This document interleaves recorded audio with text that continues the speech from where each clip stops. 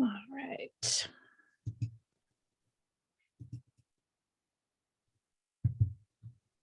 Okay, so good morning, everybody. Thank you so much for being here.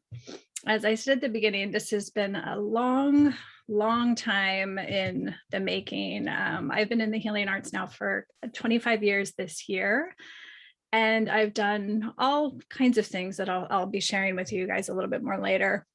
But lately, I'm very called to support other healers. It's very important to me that we support each other, we share best practices, and in the coming years, we're really going to become dependent on each other in a way we haven't seen before. So I am very appreciative for you all being here. This group isn't actually a very advanced group. So I thank you for signing up, so many of you early, because that really helped me shape the workshop for you today and the sharing.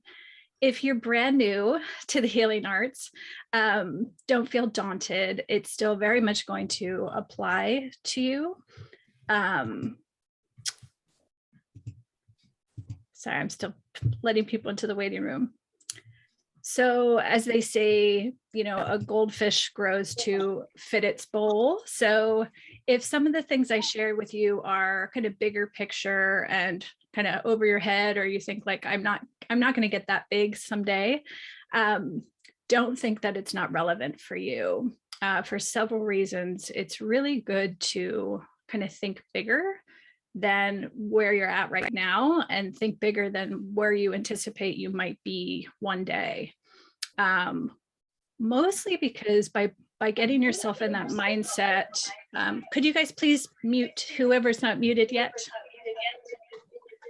That'll help with the echo. Thank you so much. So by planning bigger than you expect and kind of thinking longer term, the structures that you create now you'll have an easier time growing into your business in the future.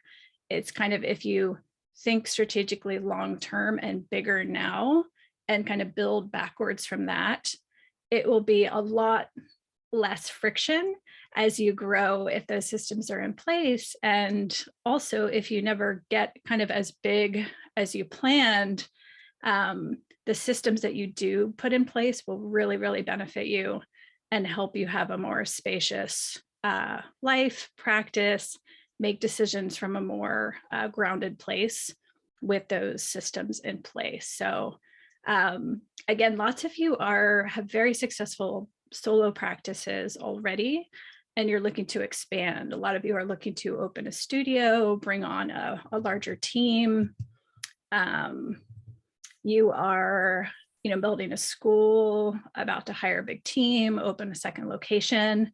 So a lot of what I'm going to share is kind of geared to that. So again, if you're just starting out, no worries at all. The structure today, I kind of wanted to zoom out and then zoom in, and then we'll zoom back out again. And by that, I mean, my goal with this time with you guys is to inspire you, help you leave more supported, help you have some practical things that hopefully you'll recognize stuff that you're doing right now that you can go, oh, I do that. I need to stop doing that right now. Or little things that you can put in place really immediately that will have a pretty profound effect on your practice. Also, I want you to feel less alone in this work. A lot of you, like I said, have very thriving solo practices. You're very much in your work all the time. So it's really nice to kind of to zoom out a bit and get a larger, longer perspective once in a while with other people. So that's my hope, is you feel a bit of all of those things by the end of the day. So who is this for? There is a really diverse bunch here. So we're all in this together. The goal is to get each other all in the room. Increasingly, in addition to growing our own practices, I think so much of the future is going to be addressing caring for people in collaboration with each other. So, historically, all the massage therapists tend to know other massage therapists, and all the acupuncturists tend to know the other acupuncturists. I think going forward, the more opportunities we can create and encourage to be in the room together and share, the demand from the public is going to be so much in the coming years. And there's, everybody is unique, and everybody's entry point to healing and their path is so unique. So the more we're aware and familiar with each other's work, we can really best support people, because there's going to be so many different entry points. We also need each other to continue to spark our curiosity, our creativity, our ongoing learning. We have so much to learn from each other once we get outside of our own specific fields. And also, certifications, credentials, and authority are important, but going forward, I think we're moving into a time where, our embodied experience and our authentic, roots are going to be just as important to people. We are a highly accomplished, educated society, yet we are sicker than ever. So something is off. Everybody here knows that. But I think the public is going to come to appreciate that in a new way, and authenticity and experience is going to be valued in a brand new way. So I think the number one, I want to start with to share with you is knowing, you're all in the healing arts and health and wellness in some respect, but really understanding that going forward, you're all leaders too. And so many people in the healing arts, hear the word leader, like I'm not a leader, like I'm an introvert and I just want to do my thing. And I want to be in my work. And that's true, but it's like, this is the moment we're living in, and this is the time we're living in. And we're really being called in this moment to become leaders. And by that, I don't mean the traditional sense of leaders, up on a stage with all attention on us. I mean leaders in showing people how to be. I feel like we're moving from a time of telling people what to do to showing people how to be. And there's no better group of people in our culture right now than our healers to really be that light for people, be that guide. And the only way we're going to be able to care for the number of people that are coming to us is if we teach and inspire other healers to be made, within themselves. So shifting our mindset to, yes, we do our practices, whatever our unique practice is, but we're also here in this moment to inspire other healers to be made. So people that are coming, from all different walks of life, all different professions, teaching and training them and encouraging and inspiring them to be their own healer, I think is going to become increasingly important. Again, like I said in the beginning, working, thinking long-term and working backwards in our life and our practice. So always staying true throughout your practice, from today throughout, the next 5, 10, 15, 20 years, however long you are in this work, always staying true to why your why, like why you're doing this work, will inform the end and the beginning and keep you true all along the way. So I'll get more into the details of these concepts later in our time, but those are kind of the main themes that I wanted to hold our container today. So a little bit about me, for those of you who have not met me before. My name is Kayse, and I'm a healing artist in the Northern California area. I started out having my own bodywork practice of many years based in San Francisco. And then I wrote books. I've created a couple product lines and then opened our first studio called Solstice in 2012 and opened a total of 4 studios over the last 8 years. Going into COVID, growing from, we started with a very small, mighty team of 4 people to over 70 going into the pandemic. And I am, a very happy and passionate advocate for our work and our field and for supporting all of you. So some themes I see happening very clearly are these. So I encourage, again, these are kind of broader themes that I just kind of encourage you to kind of let soak a bit of how they might apply to your practice, if not today, but in the kind of percolating process of going forward of how you're going to grow. So a big one I see is that spirituality is no longer separate. In fact, it's essential to healing. So several years ago, I was given the very clear message from my guide to get weird and to get weird. And I pushed back on that in my mind. I was like, no, like part of what my quote unquote brand and my accessibility is because I'm relatively normal and very approachable to a wide variety of people. And I like and appreciate that. And so I was like, I don't want to be that weird. And it was my own misunderstanding of what the term weird actually means.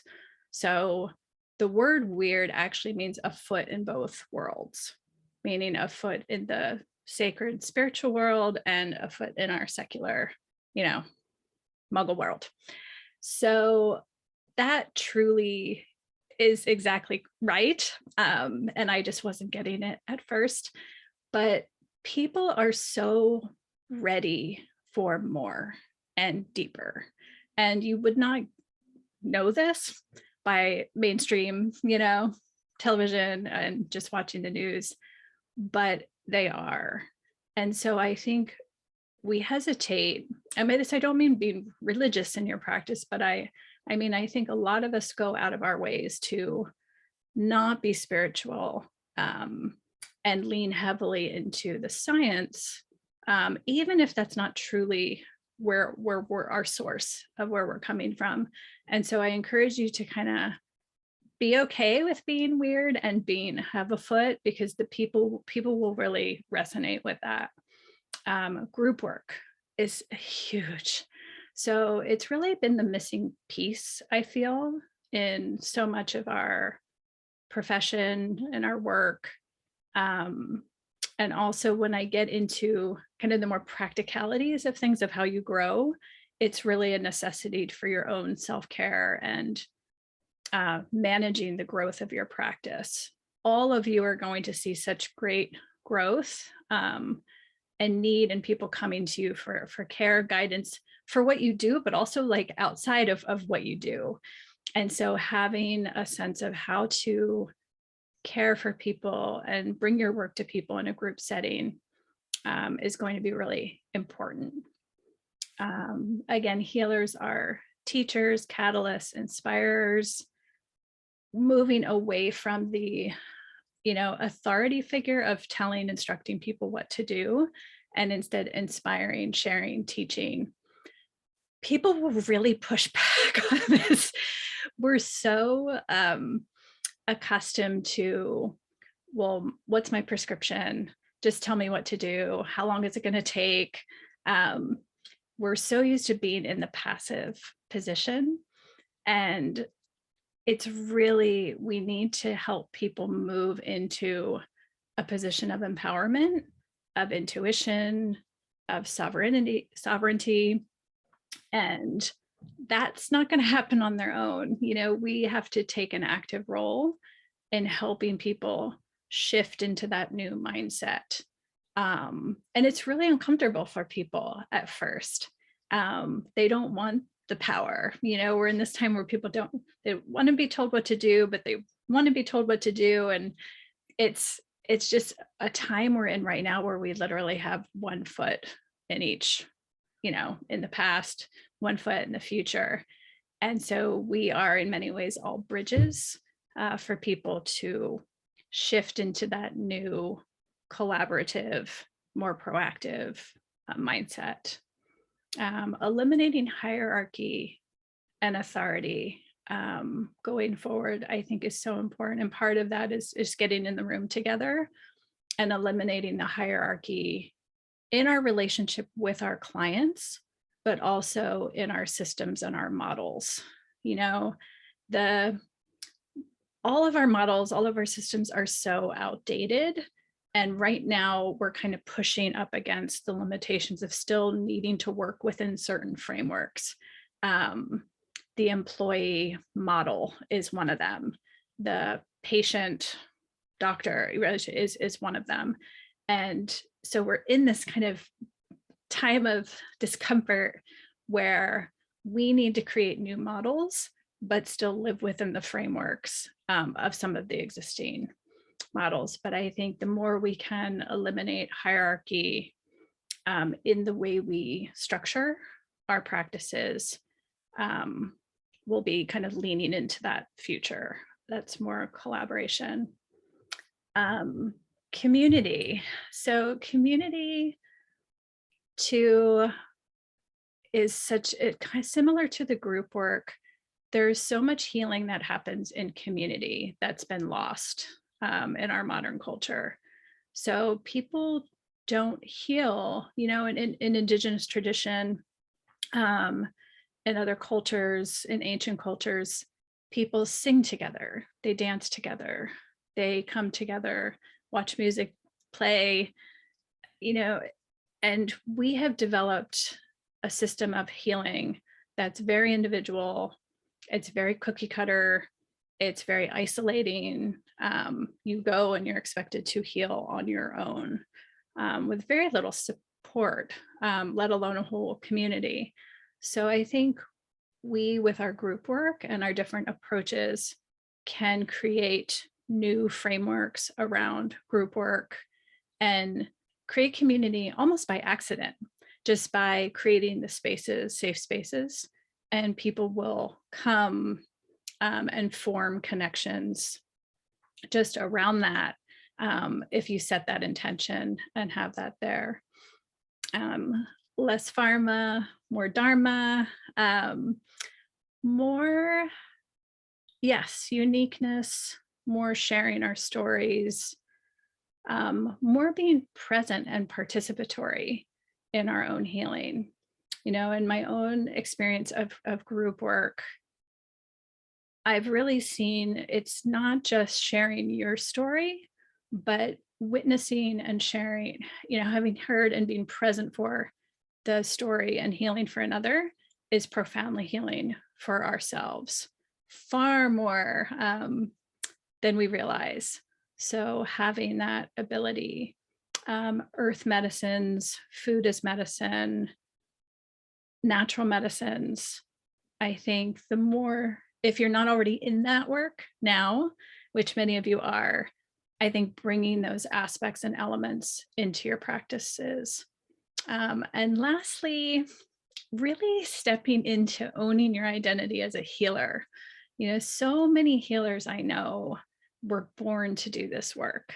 It's so obvious, but they're like, oh, but I work in telecom or I sell wine, and they're so hesitant to fully step into this identity. They don't feel like they're ready. They're not deserving. They don't have credentials. And if there's any time in our lifetime, like now is the time to get over that. Like the world needs everyone to really become a healer. And if you have innate gifts and talents that you have when you those quiet moments with yourself, it's time to fully step into those things. So if you are, have a corporate job, but you moonlight as a healer, don't be shy about those things, because again, you'd be really surprised by how ready people are for more and a deeper more meaningful existence. All right, so I wanted to share more practical things right now. Let's start with the big meaty one, which is so big for almost every healer at some point in your practice, and that is pricing models. And how do I charge? And first of all, like on this topic, it's so personal. So I encourage you all to back up and really, the more you can spend time working on your own relationship with money and resources fundamentally first within yourself, will be so beneficial for your practice and the whole life of your practice.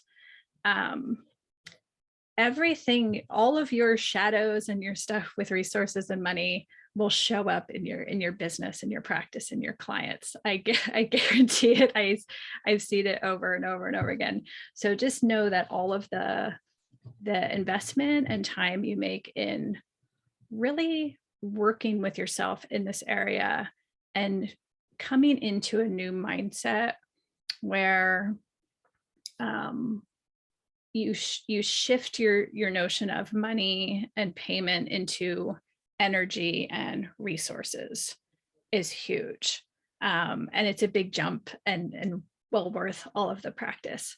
So if those of you who have worked with me know, I love the work of Lynn Twist, and I highly encourage, if you have not heard of her or checked out her work, she is amazing and writes and works a lot with utilizing money as energy and resources to distribute and direct. So once you get a handle of your own sense of resources and energy, your practice will be so much more grounded, so much more clear, and you will make better decisions from a place of abundance.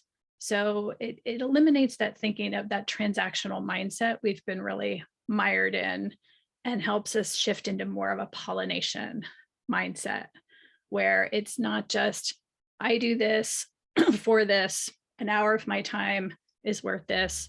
It's more a mindset of, that's like nature, right? It's ever giving, ever changing. You give out here, and it doesn't necessarily come straight back from here. It comes back from someplace else. And that takes a huge mindset shift from, the paradigm we've been living in the modern world the last 50, 60 years, which is very, very transactional. I'm going to do something, I get this, and it's very clear. It's a more natural way of being to have it be a flow. So in terms of your pricing and your models, I really encourage you to think about how you could, going forward, work with people individually and work with people in groups. I think that's going to be a really valuable way to bridge the gap of keeping yourself sustainable and keeping yourself healthy at the same time. The sheer number of people in the public that are going to be coming to us for care in our current models is not sustainable. If you're a doctor here, if you're a psychotherapist here today, this very, very well. It's long been unsustainable to see 12, 15 clients a day. The need is too great, and we're kind of trapped right now in these systems. So opting out of the systems, I know a number of you have opted out of, your licensure or your certification because you felt too restricted and misaligned with the way that you needed to work in those professions, the way they're currently structured. So if need be, opt out of those systems, opt out of, the insurance hamster wheel that forces you to work in unsustainable ways, and I encourage you to explore how could you maintain your one-on-one work when possible and balance that with group work that does multiple things at the same time. It allows you to bring your work to more people in a group sense, but also keep yourself healthy and not try to do all of that work one-on-one. I hope that makes sense and resonates for a lot of you. So, for example, you could have your one-on-one work be capped at a certain number of people per month. And depending on your profession, some of you do work that requires a lot of space holding. And with that work, it requires a lot of time spent outside your time with your clients, clearing, grounding, doing your own healing work. All of that needs to be factored in to your model, right? So the healing nurse is so different than other professions where, you come to work and you leave work. It's we are our work in many ways. In many ways, our work is more of an artistic expression than it is a business. It's a reflection of who we are. So it's really important to create systems that are sustainable, and it's not just an hour of your time, it's all the time that you spend outside. So I encourage you, when you're coming up with your offerings to the public and your pricing, don't just think about the hour, or the 3 hours you're going to be with your client. Think about all of the time outside that you need to prepare, that you're researching, that you need to care for yourself in order to hold space for someone. So it'll be different for each of you depending, but I think there are that theme can apply to almost all of our professions. Some practical stuff. And when I share some practical kind of like do's and don'ts and advice, again, I'd like to preface it with this is my personal experience. I've been at this a very, very long time. And there's some things that I'm going to caution you against doing that you do and you super love, right? And don't change that. If it's working for you, don't. So take what works for you. I don't believe sliding scales work. And so we had to say it at the studio. We would say all the time when we were making new things and having strange interactions with things and rubbing up against things is, we do things in the healing arts, or people expect things from healing artists that they wouldn't do with other professions. And so, a lot of times I would say, well, would you do that to it? Like, would a dentist do that? Or would you do that with a dent? So it's like, why do we have sliding scales? And so many healers operate with sliding scales. And when I talk to them about what's up with that, I get it. Like their heart is always in the right place and they want to make their work accessible to the greatest number of people. And I absolutely get that.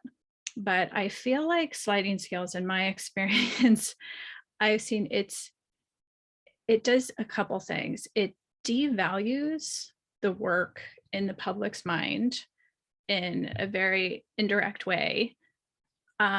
Also, it's not like, in my experience of working with thousands and thousands of clients, it's the people who actually should be taking advantage of the discounted sliding scale don't. And it's the people who actually do have the resources that don't pay their fair share.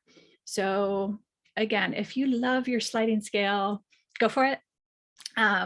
But I encourage you to adopt an alternative to making your work accessible. So one thing you can do in lieu of the sliding scale is have a set rate, right, that everyone pays. And then you don't make it public, but part of your standard rates, goes to scholarships to subsidize people that really are having a hard time, or young people. Lately I've been directing a lot of my kind of scholarship allocations toward younger people, because younger people, to be 25 now is wholly different world walking into than most of us walked into. And so you get to choose and direct where those resources go. So you can also, depending on your field, if you do a higher ticket, like if it's a higher ticket cost to work with you, if you're a coach or a guide where you don't work with that many people, what you can do is those clients that are paying those premium rates, you can kind of Robin Hood it, and that work subsidizes your group work, for example, or it subsidizes your scholarship work. So that way, eliminating the sliding scale kind of sets in the public's mind, this work is worth investing in, doing your physical healing, your spiritual healing, your soul work is worth investing in, instead of this arbitrary, lawyer businessman makes this and healers make that. Is healers, especially now, very much deserve to make a sustainable living wage. And it's not going to start with the systems. It's not going to start with the public.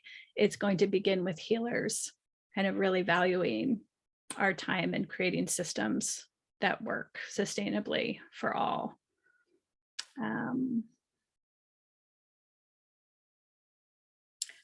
All right. Another practical tip from experience would be, a lot of you have an array of series, packages, and memberships.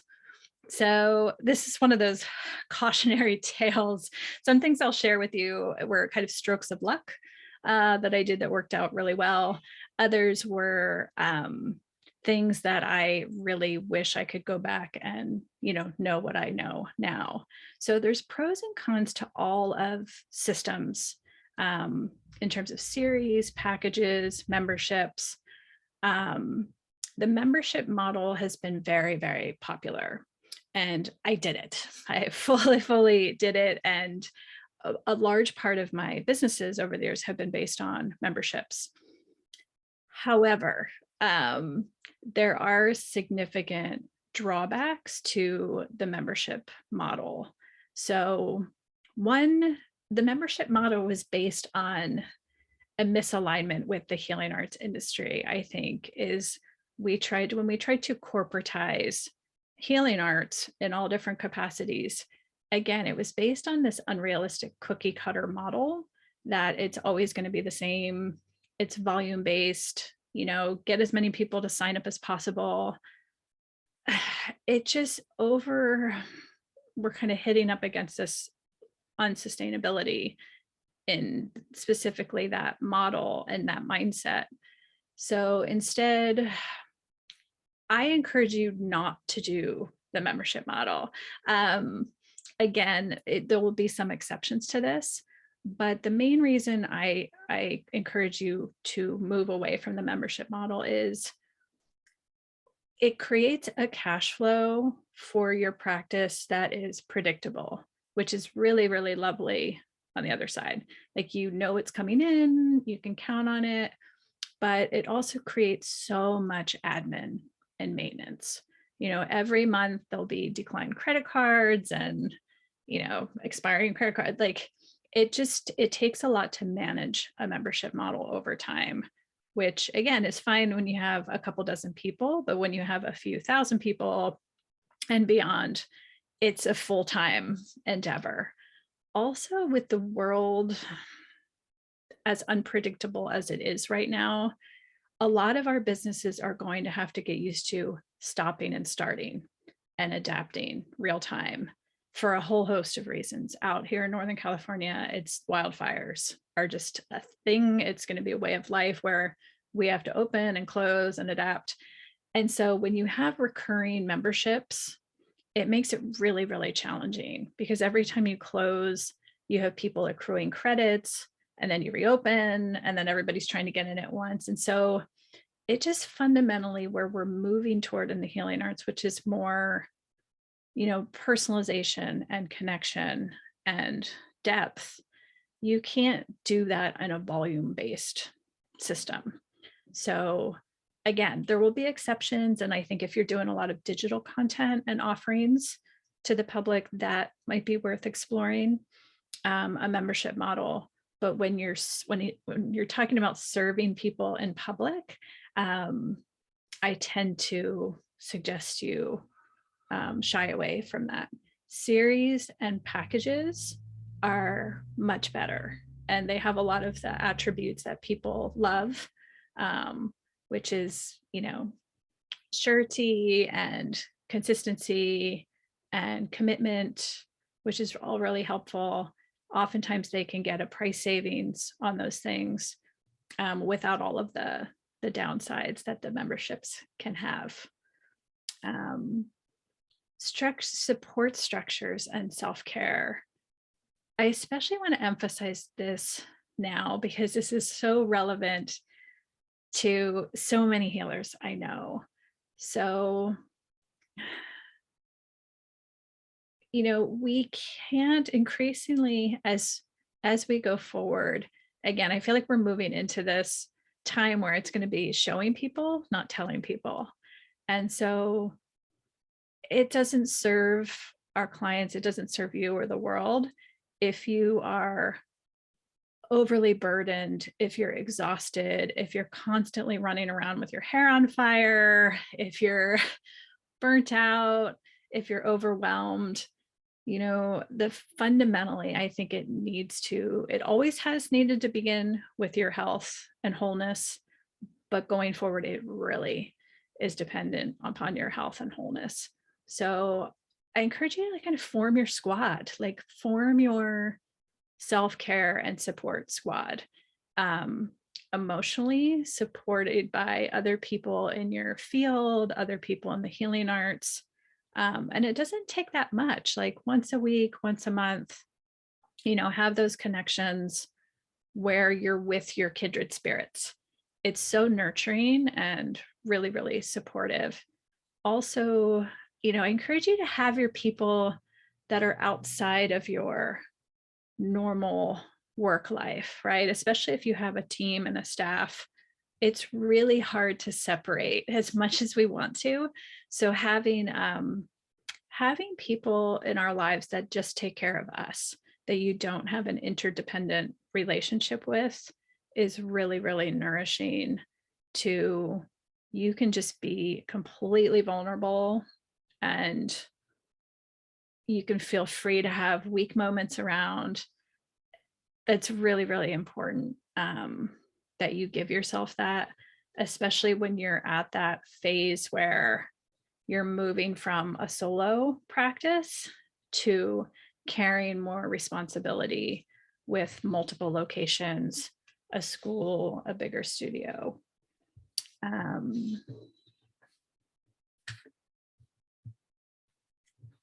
right. Let me flip on to the next one. The next category, a lot of this stuff will overlap. So this category is kind of the cautionary tales category, that I have done all of these things. I see a lot of healers doing these things. So I encourage you on a lot of these things to stop doing these things. Some of them we're well-intentioned. Other things we do that I'm going to share are weird, like self-sabotaging things that I see healers do all the time. So I'll begin with, this is a common one, to stop giving away your time for free. We've almost all of us have done this, especially when you're new. And it's a really hard thing to back out of once we've done this.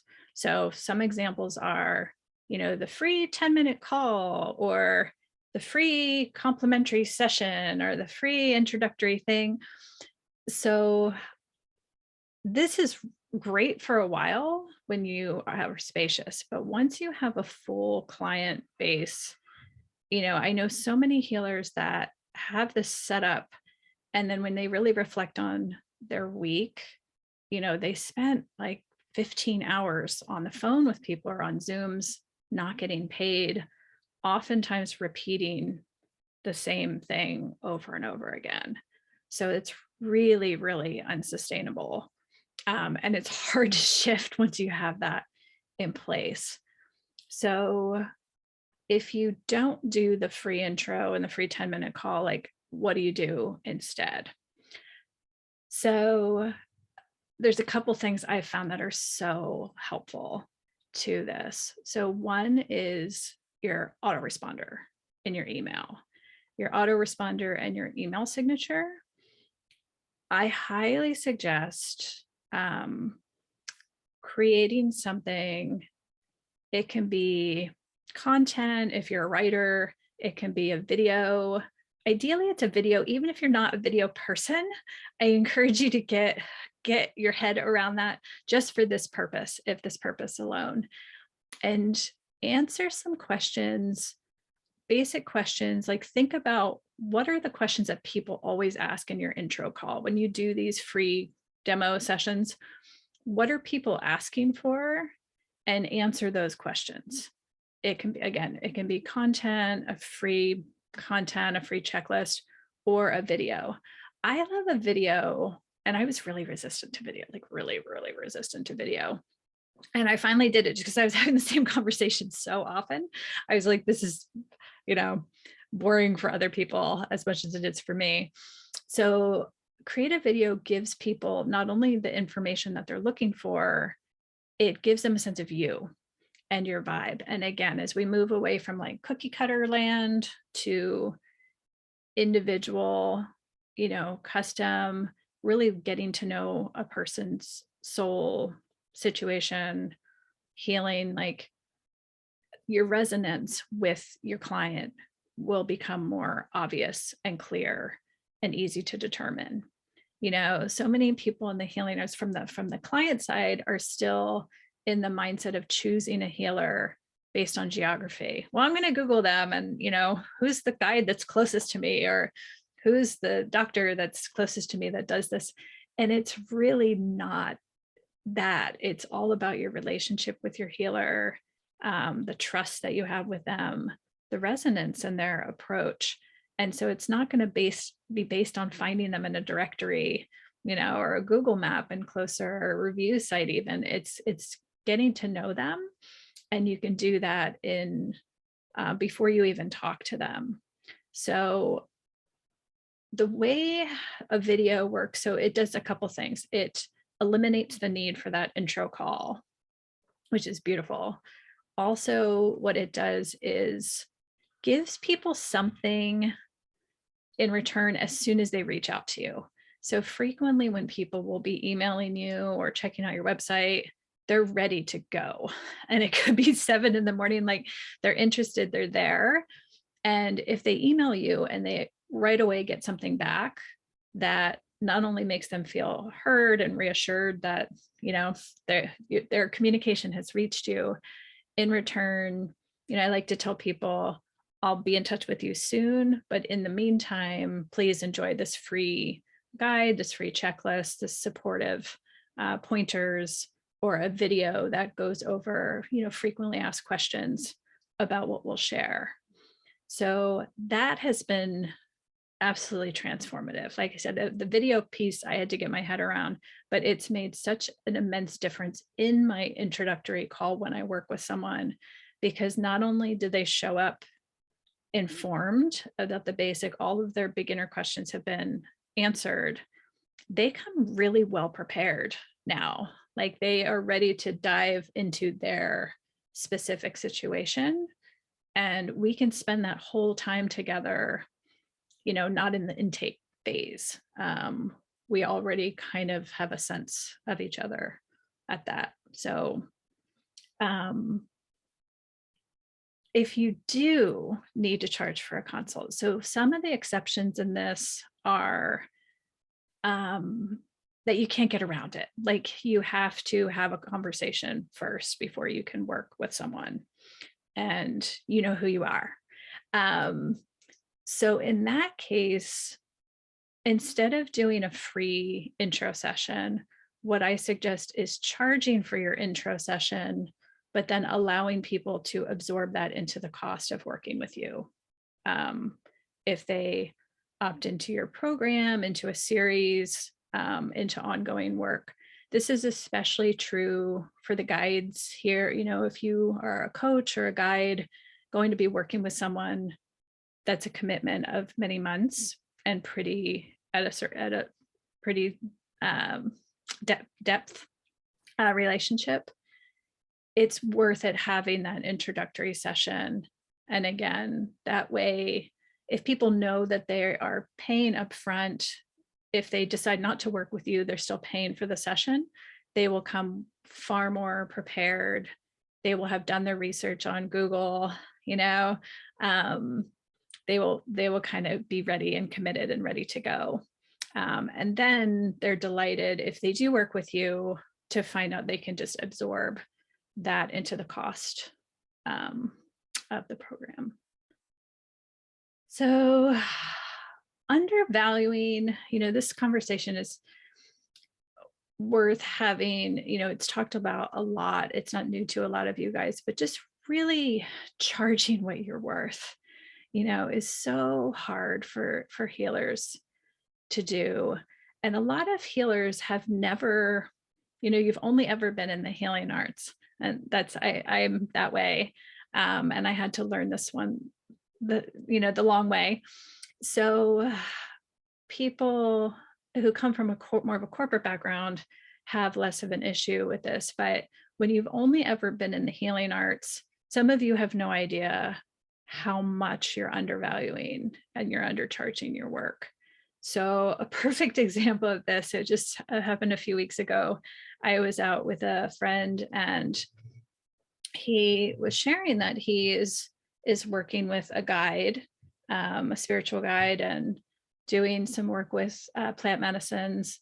And his guide had just increased his rate to, it was $1,000 up. He increased it to $1,000 for a full experience with him. That's the preparation, calls, getting to know, a full weekend experience, and then post follow-up calls. And in the same conversation with this friend, he was saying he runs a company and was saying that a guide was coming in, an executive coach was coming in to work with him the next day, one-on-one, who's a business coach, and was charging $10,000 for a single day. So it's juxtaposed right together was just stunning on its face. But you know, the first guide, the spiritual guide, has been doing this work for, I think he said like 30, 40 years, is among the most experienced in the field. And again, I'm certain their heart is in the right place. It's accessibility, not wanting to charge or restrict people from accessing this work.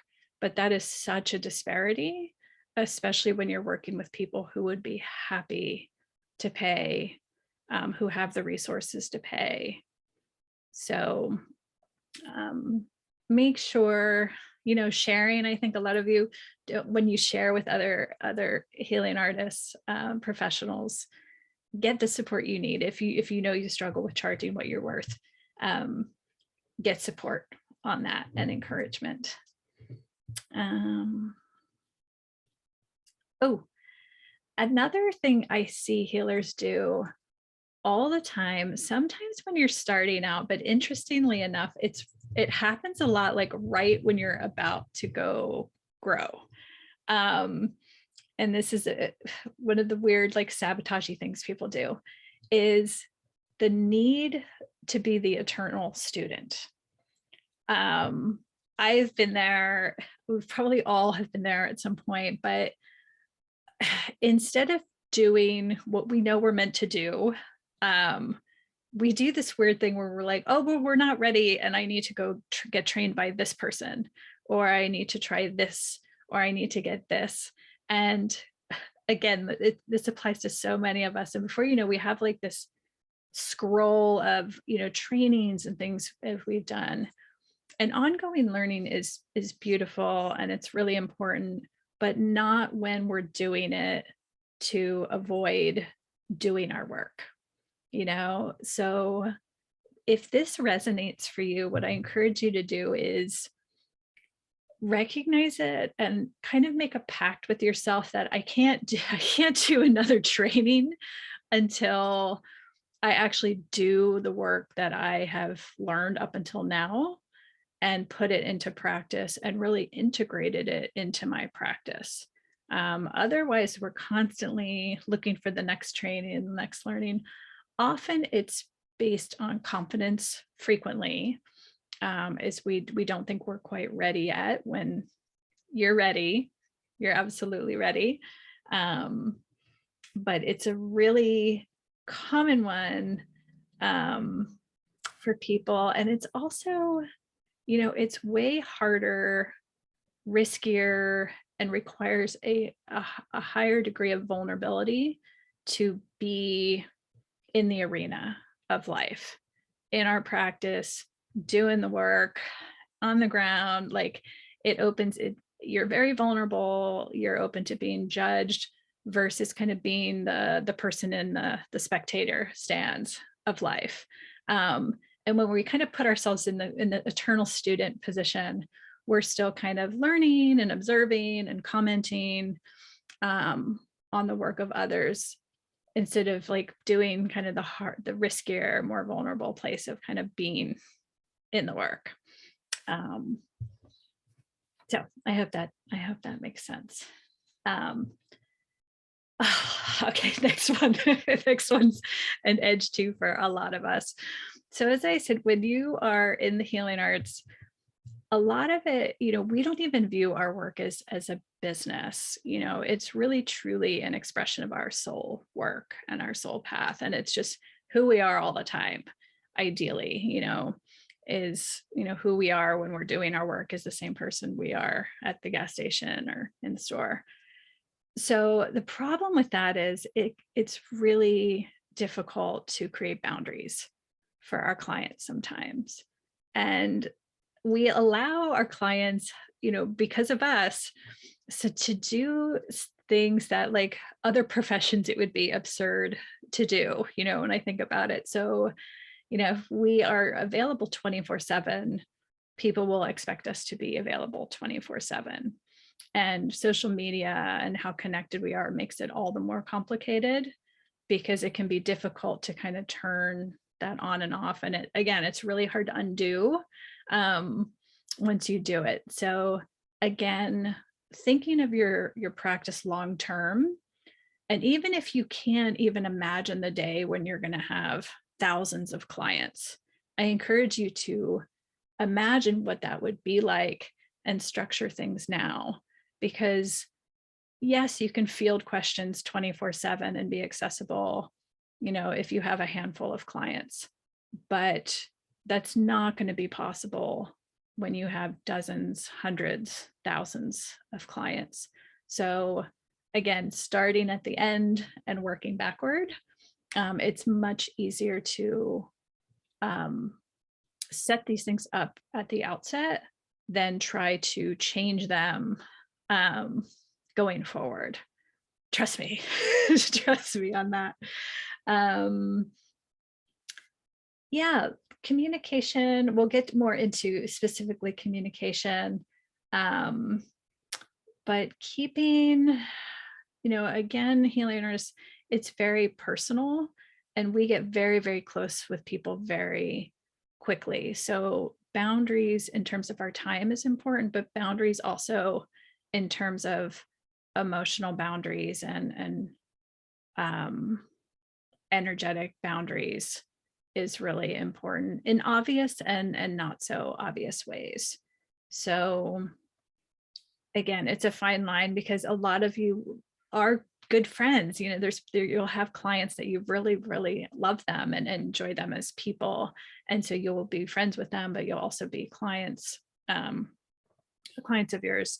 And so going out of your way to create boundaries, and especially communication boundaries, in situations like that. Um, Giving too much attention and energy to negativity and judgment. So this is coming up a lot recently among my healing colleagues. And it's just a fact of life that the more you do, like the more you're in the arena creating and building something for people, you're just gonna get it. It's just gonna happen. And the more you know that going in, you can prepare yourself as to how you're going to handle it. So I encourage you, when it does happen, anticipate it. B, don't give it undue energy and attention. Yes, it's disappointing, and yes, you do get better at it and you develop a thicker skin. But one trick I had when I was just new and like was getting judgment or shade or criticism thrown at me, I would feel all that emotion, whatever it made me feel. And I very intentionally would take that energy and push it into clients I loved, staff I love, like just to redirect it into something positive. Instead of trying to like fight the power and like push back, even when it was hurtful or absurd or felt it needed to be spoken to. I encourage you to take the high road.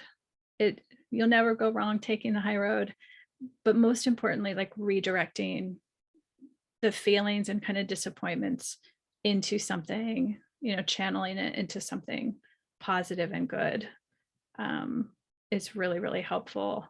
And just know it's overall in the long run, it's a small price to pay for the work that you're going to be doing. And it's a sign, it's hard to accept, but take it as a sign that you're doing something right. You're doing something meaningful. If you're not for everyone, it's okay. Yeah. Just little things. I mean, I wanted to just touch on little things that are so simple seeming, and we know we should do them, but just so few people do them. It really, really sets you apart. And by that, I mean like being consistent, being responsive, being punctual, and being available. Like a lot of healers, like they're available, but then they disappear, and they're available and then they disappear. It's it's that inconsistency undermines trust, which is so, in whatever field we're coming from, trust is foundational to people's healing. And so the subtle things that we do, it's not that we're doing anything that not trustworthy, but the way we carry ourselves, the way we structure our practices, if we can be consistent, known, solid, it just helps people feel safe, that they know what to expect. You be consistent. They're little things we know, but always good to remind. A couple other practical things. Have one email, just one email. I know so many healers that have like 8 different emails, and it's confusing. It's disorganized, and it's really hard to keep. Like, we have enough to keep track of holding space for our people. Don't overcomplicate it by having a million different email addresses. When you're presenting your practice and your work, don't try to be a million different things. I see this too a lot with people. And the problem is a lot of us are a million different things, that makes us the unique healer that we are. But when you're trying to be, like, for example, you know, you go on somebody's website or their LinkedIn profile, and it's like, they're like Reiki practitioner and pet sitter and landscape artist and visionary. And you're like, what is this person actually doing? You have to put yourself in the position of the person who is looking for care, guidance, healing, and not be confusing to them. So if you do multiple things, like, at least have them somewhat related to each other, and maybe just focus on two aspects. And an easy way to do it is focus on the aspects that you love the most, you know, that feel most aligned. The what you feel called to spend the bulk of your energy on, focus on those things.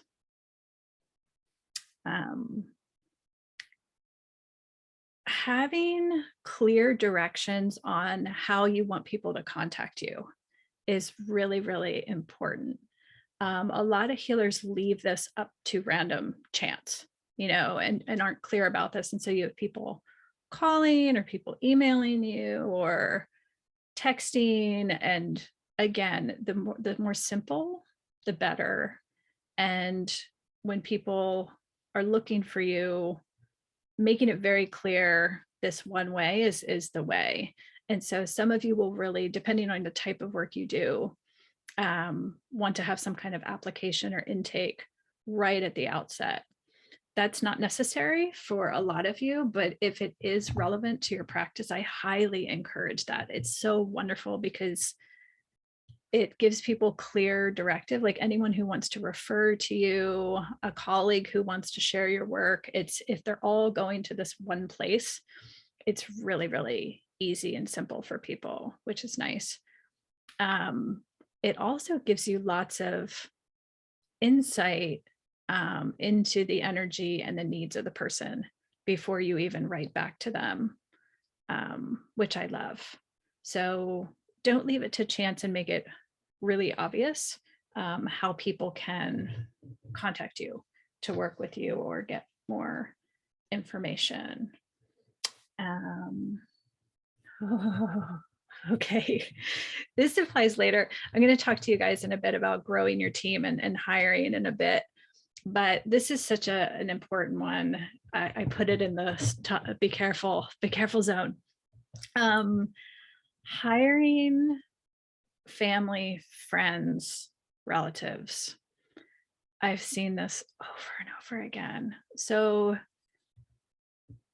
as you're hiring is a very, very, it's an art, which we'll explore more in a bit. But especially when you are hiring and thinking of working with someone you know personally, I encourage you to pause. And a really good question to ask is my relationship with this person important enough to me that I would be really bummed out if I lost it due to working together? And I would never have said this like 10 years ago. I really had to learn this the hard way. And to give a personal example, you know, when we were opening our third studio, it was a mind body studio, and it's going to be bringing on a lot of meditation teachers and yoga teachers. And I was stoked because the studio was in my neighborhood and I already knew so many practitioners. And I was like, this is going to be so easy to hire, right? I know everybody already. And I could really choose. I was familiar with them. I was familiar with their work. I was personal friends with a lot of them. And it was a really, it was a lesson in good ways and difficult ways, that when your relationship with someone as a family member or as a friend is very, very different than your relationship when you are employing them or you're working beside them. Just it's hard to know until you're in the situation, but you see different sides of people. It's really, really interesting. And your relationship with them will change and shift, but you also get to see the way their relationship with your staff changes, or your administrative and organizational support shifts. And so again, if your personal relationship is really, really important to you, be very, very careful. And I think spend extra time really getting to know each other and setting expectations with each other and making sure that you always preserve your relationship and your friendship first. So that could be, you know, friends working together. It could be spouses working together. It's, yeah.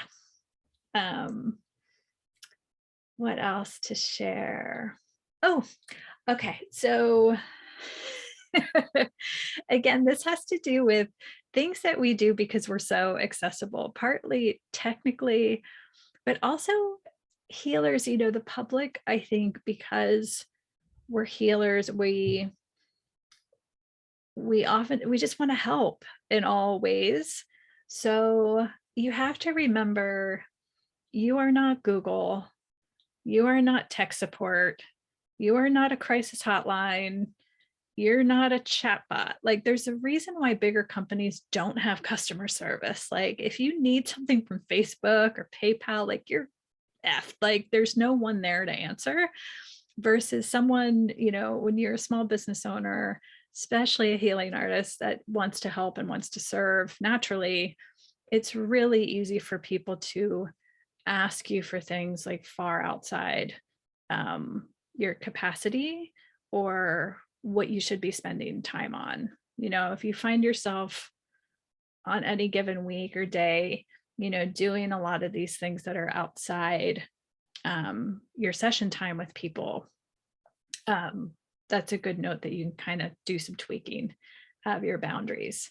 Along these lines, you know, staying within our scope for several reasons. Like, for example, a great example right now is there's a lot of people coming who are moving from, as I said, I mean, like from the pharma model to the Dharma model, and they're rethinking their relationship with their participation in their own healing.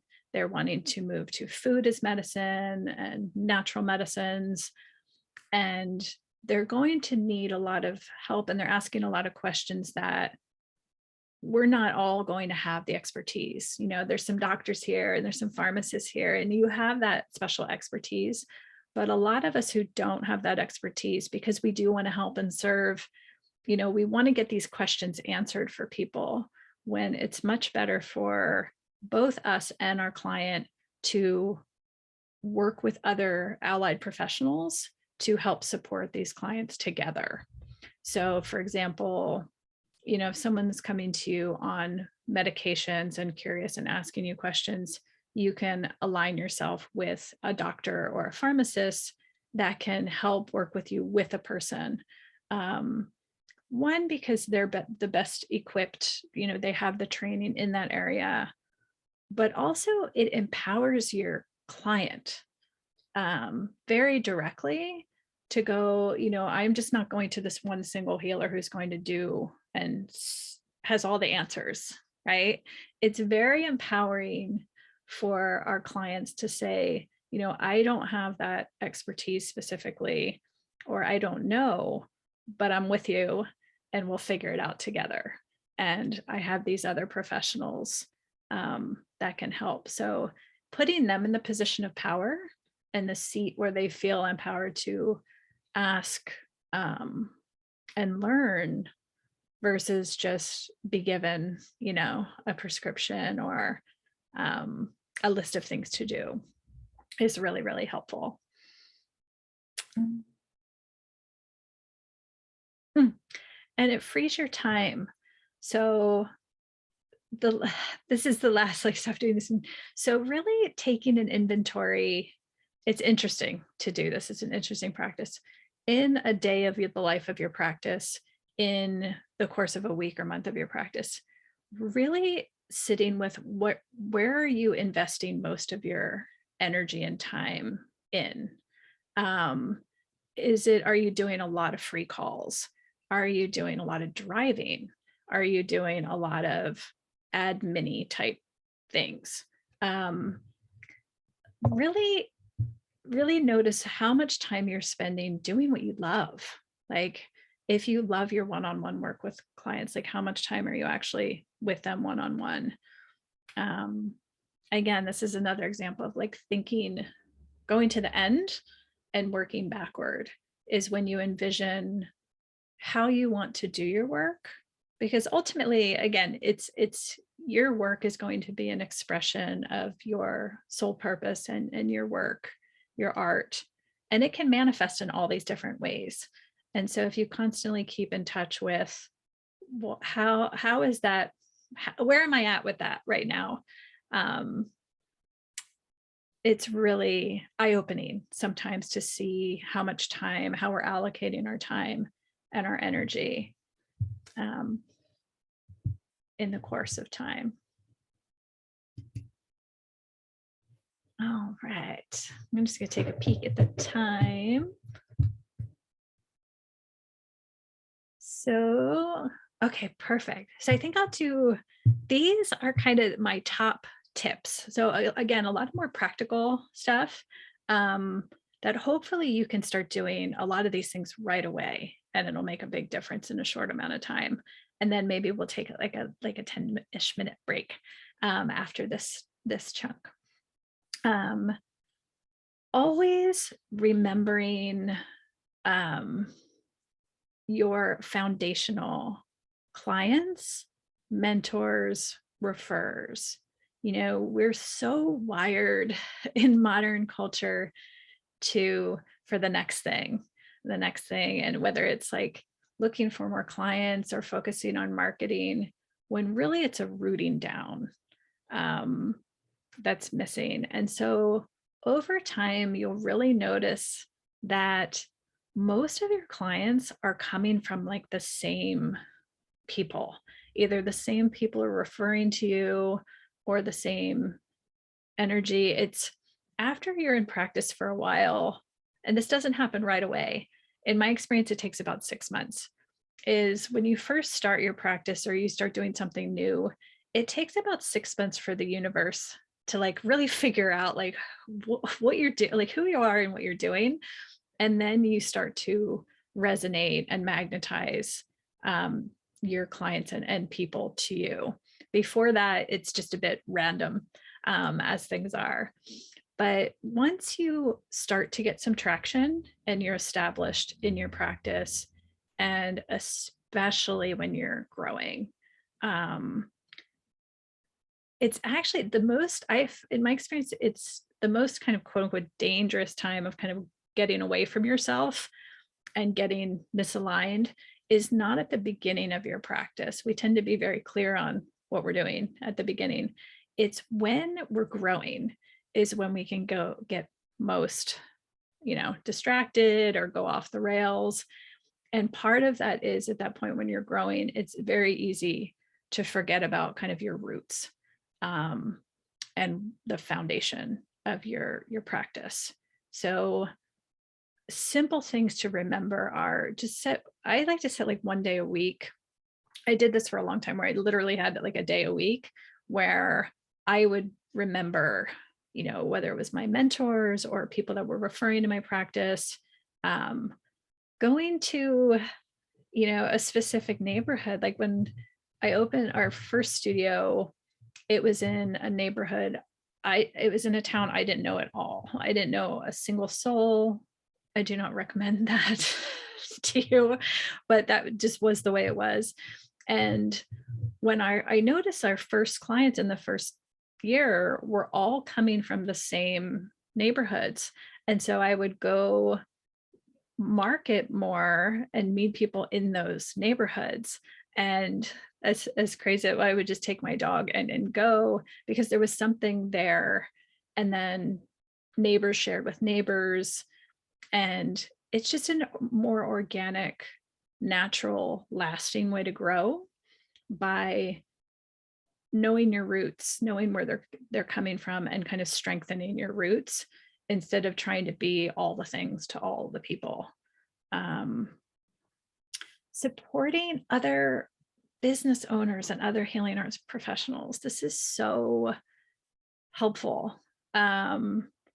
One, it's just so nice to know other people in the healing arts.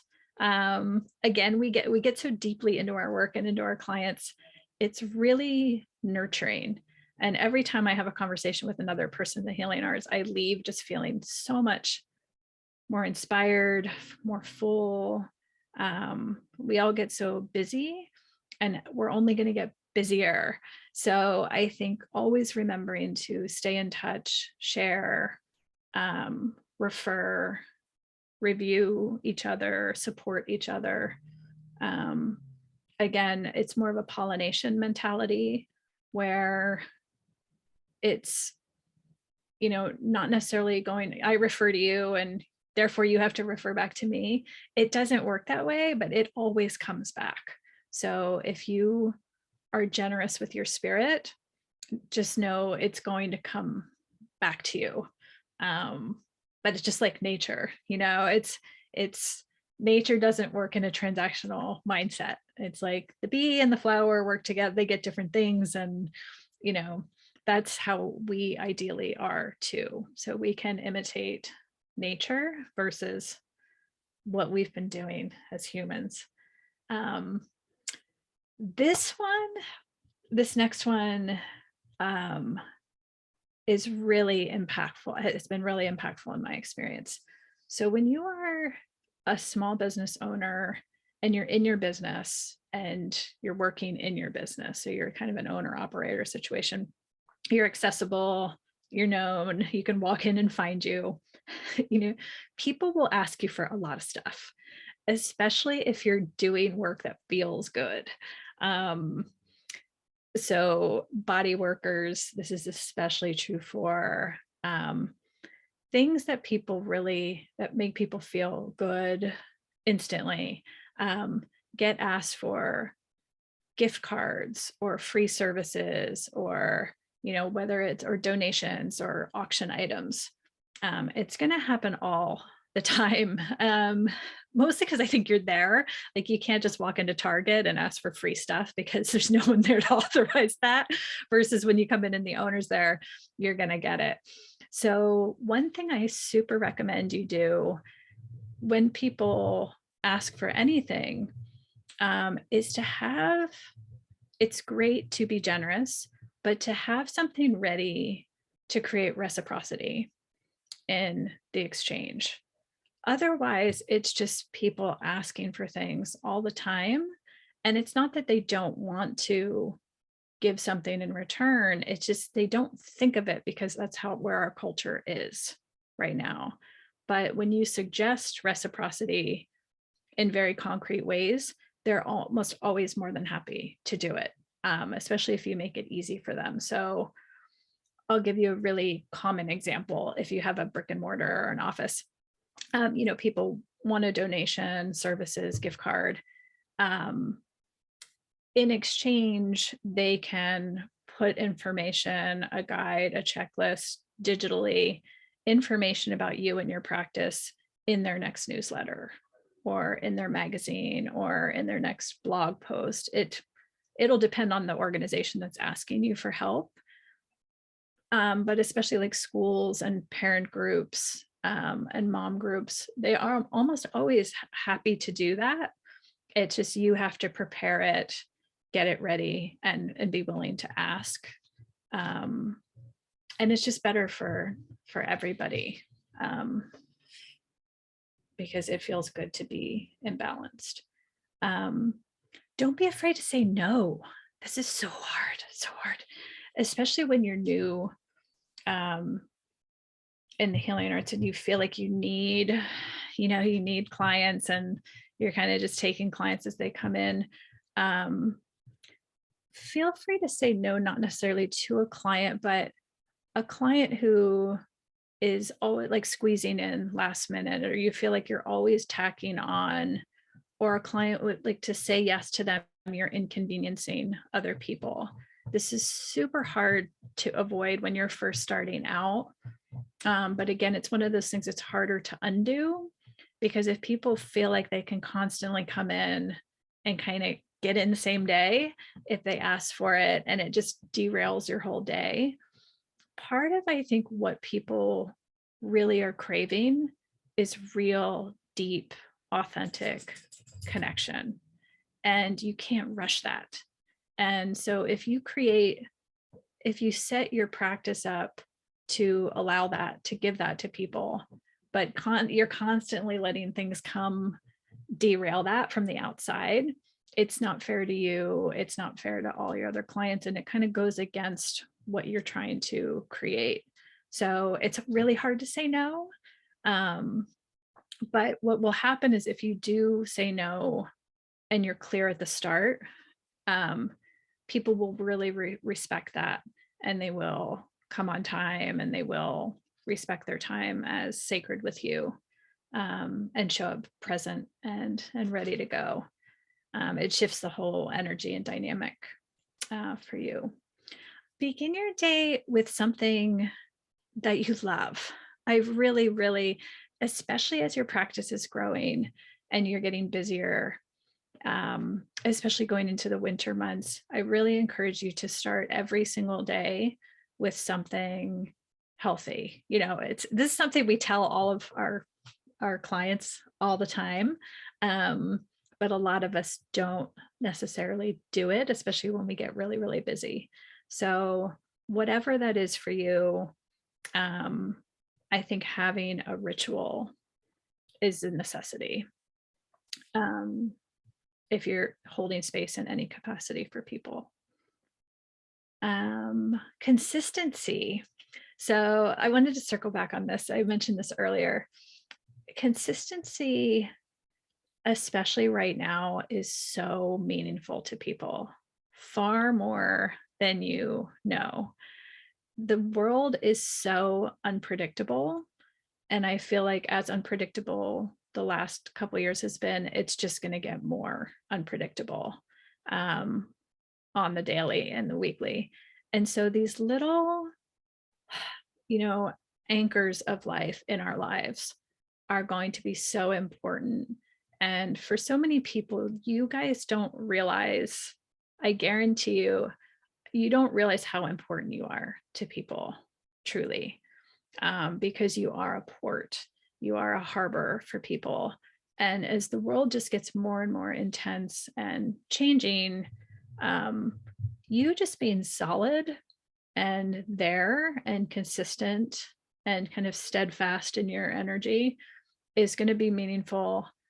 Apart from anything you're doing to and for people, just that in and of itself is going to be tremendously healing and beneficial for people for going forward. So being consistent in your availability, being consistent in your presence, being consistent in your branding and marketing, if you will. It doesn't have to be incessant, but consistent.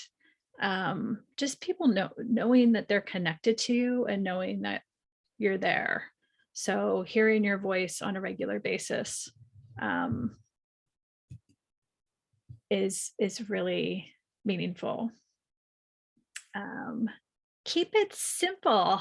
So this is again, when you're starting out, as well as when you're about to grow, there is a tendency to overcomplicate our practices and our businesses with stuff.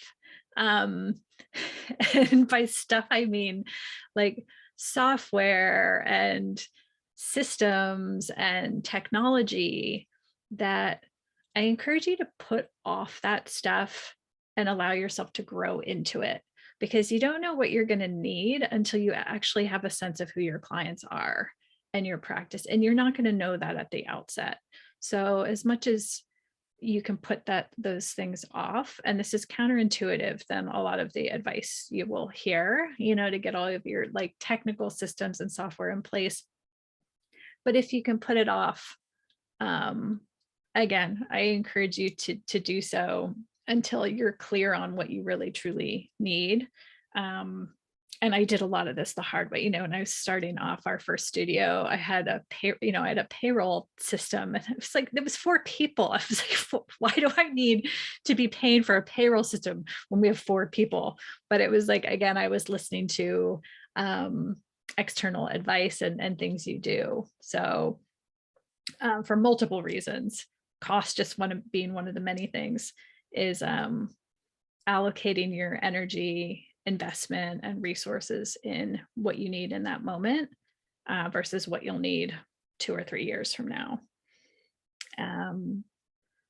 Refer out happily.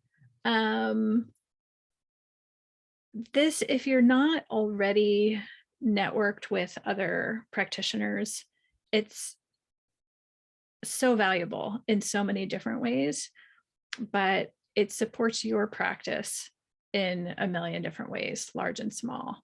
So knowing a lot of different people doing different things will help support your clients. It'll strengthen your practice. It also speaks indirectly to the fact that there is not going to be one way for anybody in. There's no best, there's no only anymore. It's a very much going to be a collaborative effort.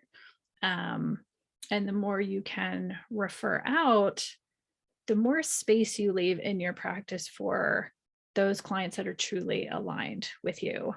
I can't tell you how many times this is hard at the beginning, but you'll get to this very distinct point where, you'll go, I could work with this client and it'll be okay. It'll be good. They'll get benefit, but this person or this modality is what they really need first or in this moment. And I swear, as soon as you do that, when you're willing to kind of trust and go with what your gut knows and refer them out to say, come back to me later, but I think this person's a fit for you, almost immediately, your dream client, a line client, will come in, like instantly. It's crazy to me now. Now it's not, I don't even have to do that kind of talking myself into it. But it's a gradual thing. And the more it happens, the more you'll trust that creating that space for what is meant to be. The universe gives us these little tests often. And that's one of them. Yes, charging again. I emphasize, when you charge correctly and in alignment with your energy, you feel abundant and can make decisions and choices from a stable place in your highest and best service. So when we feel abundant and we don't need anything outside of ourselves, that's the best time to grow. Honestly, we're not feeling pushed into it. We're not feeling forced into it. We can make decisions for our business and how we're going to grow in a really thoughtful way. I have a bunch of hiring related things that I'll get to after we take a little break. There's a lot to that, and I know that's really relevant to a lot of you where you're at in your growth right now. So I want to leave some special time for that. And the last thing on this topic is to have things in writing. Really, it's really, really important for your clients, for your colleagues, for all of your working relationships. And by writing, I don't mean you have to have everything, contracts for everything. Ultimately, people are going to do and be who they are, no matter what they sign to. But just having the clarity between you and outline, even if it's just in an email thread.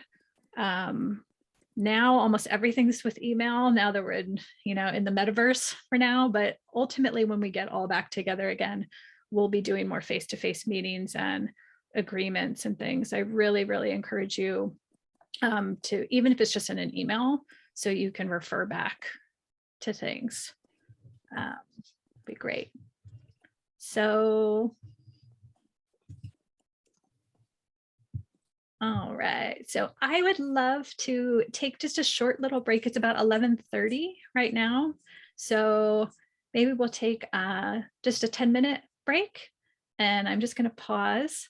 And then those of you who come back and join for the second half, yeah. All right, I'll see you in just a bit.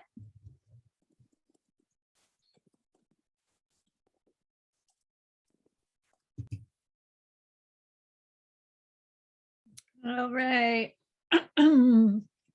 Welcome back, everybody. So I wanted to pick up on everybody's favorite promotion. So promotion, marketing, selling. Again, this is an edge for a lot of healers. So I'm excited to share some tips with you guys to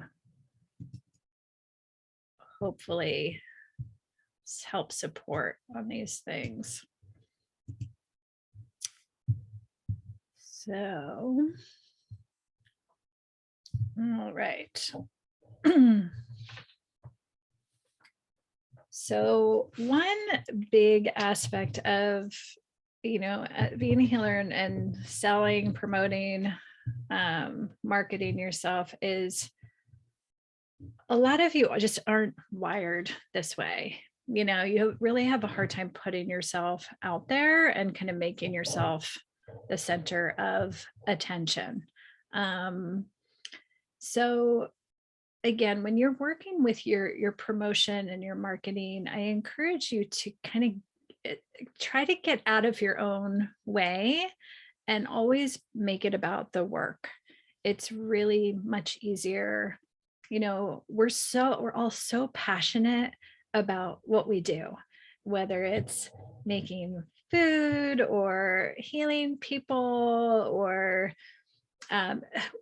all of our things. We have so much passion and love and enthusiasm for what we do, that if you make your promotion about that, like, don't think of I'm promoting myself and my practice. I'm really promoting the work. It's far easier to do that. Also, a lot of you are very natural teachers. Some of you I know, and you don't even know how wonderful of natural teachers you are. So teaching is a really easy, natural, and it will come very readily to you to share what you know with other people. And you're promoting and marketing your practice in a way that doesn't feel like you're selling something, because you're genuinely teaching from your heart. It's almost like as an accident that you're promoting your practice at the same time. So when you think about how you're going to market or promote, perhaps think about, what is it that I most want to share with people? What do I feel like I'm called to teach people at this time? And use that. That will become your marketing and your promotion very naturally. When it comes to sharing about your practice, again, like, avoid trying to do all the things. So much of us, we want our finger in every pie, right? And some of these things won't be natural to us, so they're not necessary. Dissuade yourself from thinking that that's necessary, even though you might see other people doing that.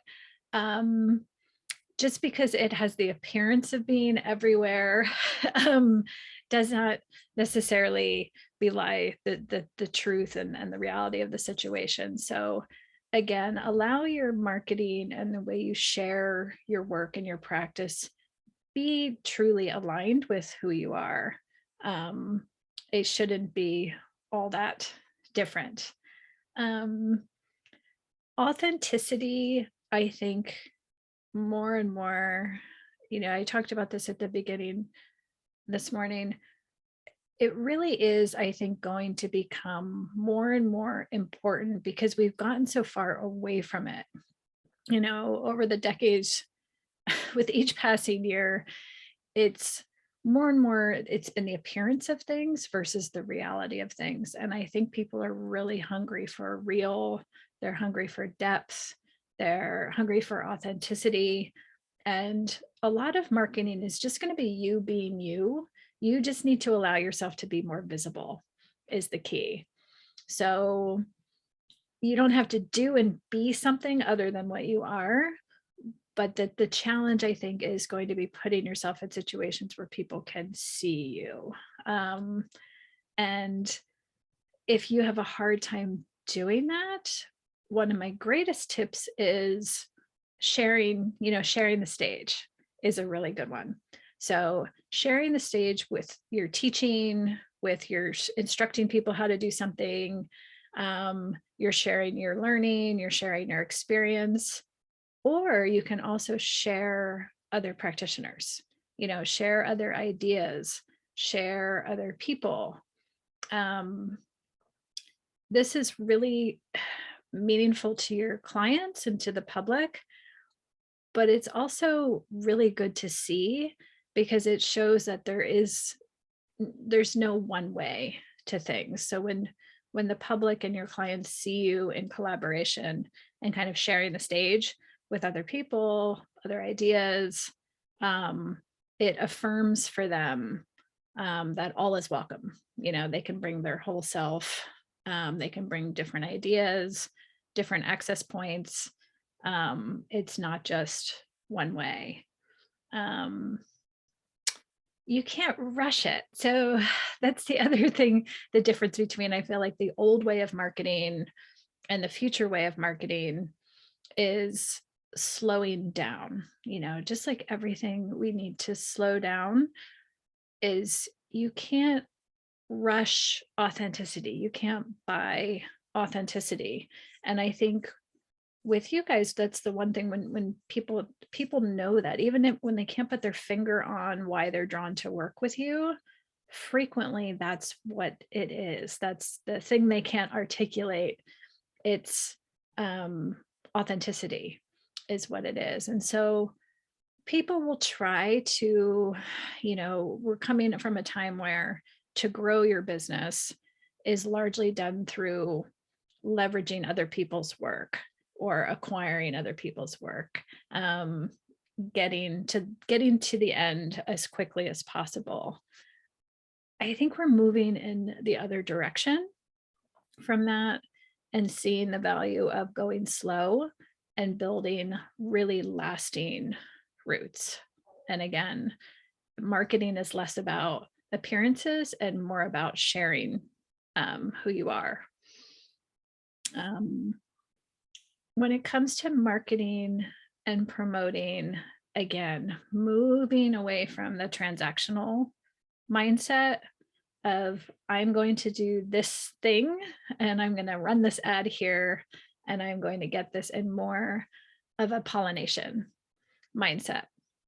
Again, it's less direct, it's more natural, and just allowing, when you're less transactional and you're more, of a pollination mindset, it's things don't come back directly and they also come back in their own timing.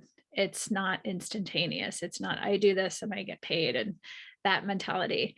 It's frequently, when you approach your promotion and your marketing, you're just open and you say yes. You say yes to work. You say yes to opportunities. You say yes to things that you don't even know if anything's going to come of them. But when you say yes and you're open and you're generous of spirit, ultimately those things come back to you. If it's not directly, like, they'll come back in sometimes years. So I've had so many occasions where someone approached me to work with me, and for whatever reason, I didn't get to work with them in that moment. But all of these things happened, and it was like their connections ended up coming to me for work, or one was a journalist and ended up writing a story about my work. So again, you just say yes without having an agenda. We're so used to being in this world where, everything has a specific agenda attached to it. And if you can let go of your agenda and just be generous of spirit, to me, that's kind of the ideal and the future of marketing and promoting ourselves. Sharing your voice, getting your message out. If you, those of you who know me know this well, like, I love sharing messages and sharing work and sharing other healers. In our healing art studio, we had 70 different diverse practitioners. And that is one of my greatest joys, is sharing their work, especially knowing that they had a really hard time promoting themselves. And it was far more enjoyable for me to share the good word about their work than it was for them. So if you know this, once you know yourself well, you'll know if this is you or not you. So I try to really spend time each week sharing those practitioners who just are so gifted, but they're like the last people to toot their own horn. They're exceptionally shy, or they're very humble, or they're so focused on their work. Those people, aren't the people that are out writing books and, on tour and on social media all the time, but their work is so deserving to have a spotlight. So I tried, because I do love marketing promotion, I like to share those voices. And likewise, if you are one of those shy, humble people, form relationships with those people who really do love getting the word out and sharing, because they will partner with you um, and help you get your message out. Um, Speaking to the moment and adapting to the times is going to become increasingly important for marketing, promoting, and shaping your practice for the future. So I can't tell you how many companies, vendors, and things that I work with that like nothing changed through the pandemic. Like they were doing the same messaging and the same promotions. Like they weren't reading the room at all and speaking. And so it was really meaningful to see the healers and businesses that were very present with people and could speak to what was going on in the moment. So part of that's always been the case. Like there's certain ebbs and flows of season, like the holidays or back to school time. The more you shape your marketing not based on an arbitrary calendar in your own reality, but be able to know what's going on with the public and what people are needing support and what's happening. Is there an election going on? So taking all the emotional intelligence and empathy that you have in your practice and bringing that to your marketing, being able to read the pulse of the public and what's going on, and speaking, sharing, helping, teaching, adapting to the unique moment in time, will really, really set your practice apart. Again, communicating with people on any kind of consistent basis will be very, very meaningful to people over the next couple of years. Market and promote your practice in a way that is long-term sustainable. So again, a little bit consistently is far better than a lot all at once, and then you disappear and no one knows where you are. So this is just super common in people, because it's a very human thing to do, where we write a lot and we blog a lot and we're all about it, and then we kind of disappear and not updates in a long time. So another thing with practitioners is using yourself in your marketing. There is certainly a time and a place for that. So depending on what niche you're in, establishing trust with people, having them see you, know you, have a sense of your energy can be really, really important when choosing to work with you. So some of you almost have to have you immersed in your marketing and promotion and your face as part of it. But you want to do it in such a way that is long-term sustainable. So I know a lot of healers who, they're posting almost every day new marketing. And I encourage you to look at it like, am I going to be wanting to do this 5 years from now, 10 years from now, where everything is predicated on you? probably not. You're going to get bored, one, and two, is just really, really exhausting.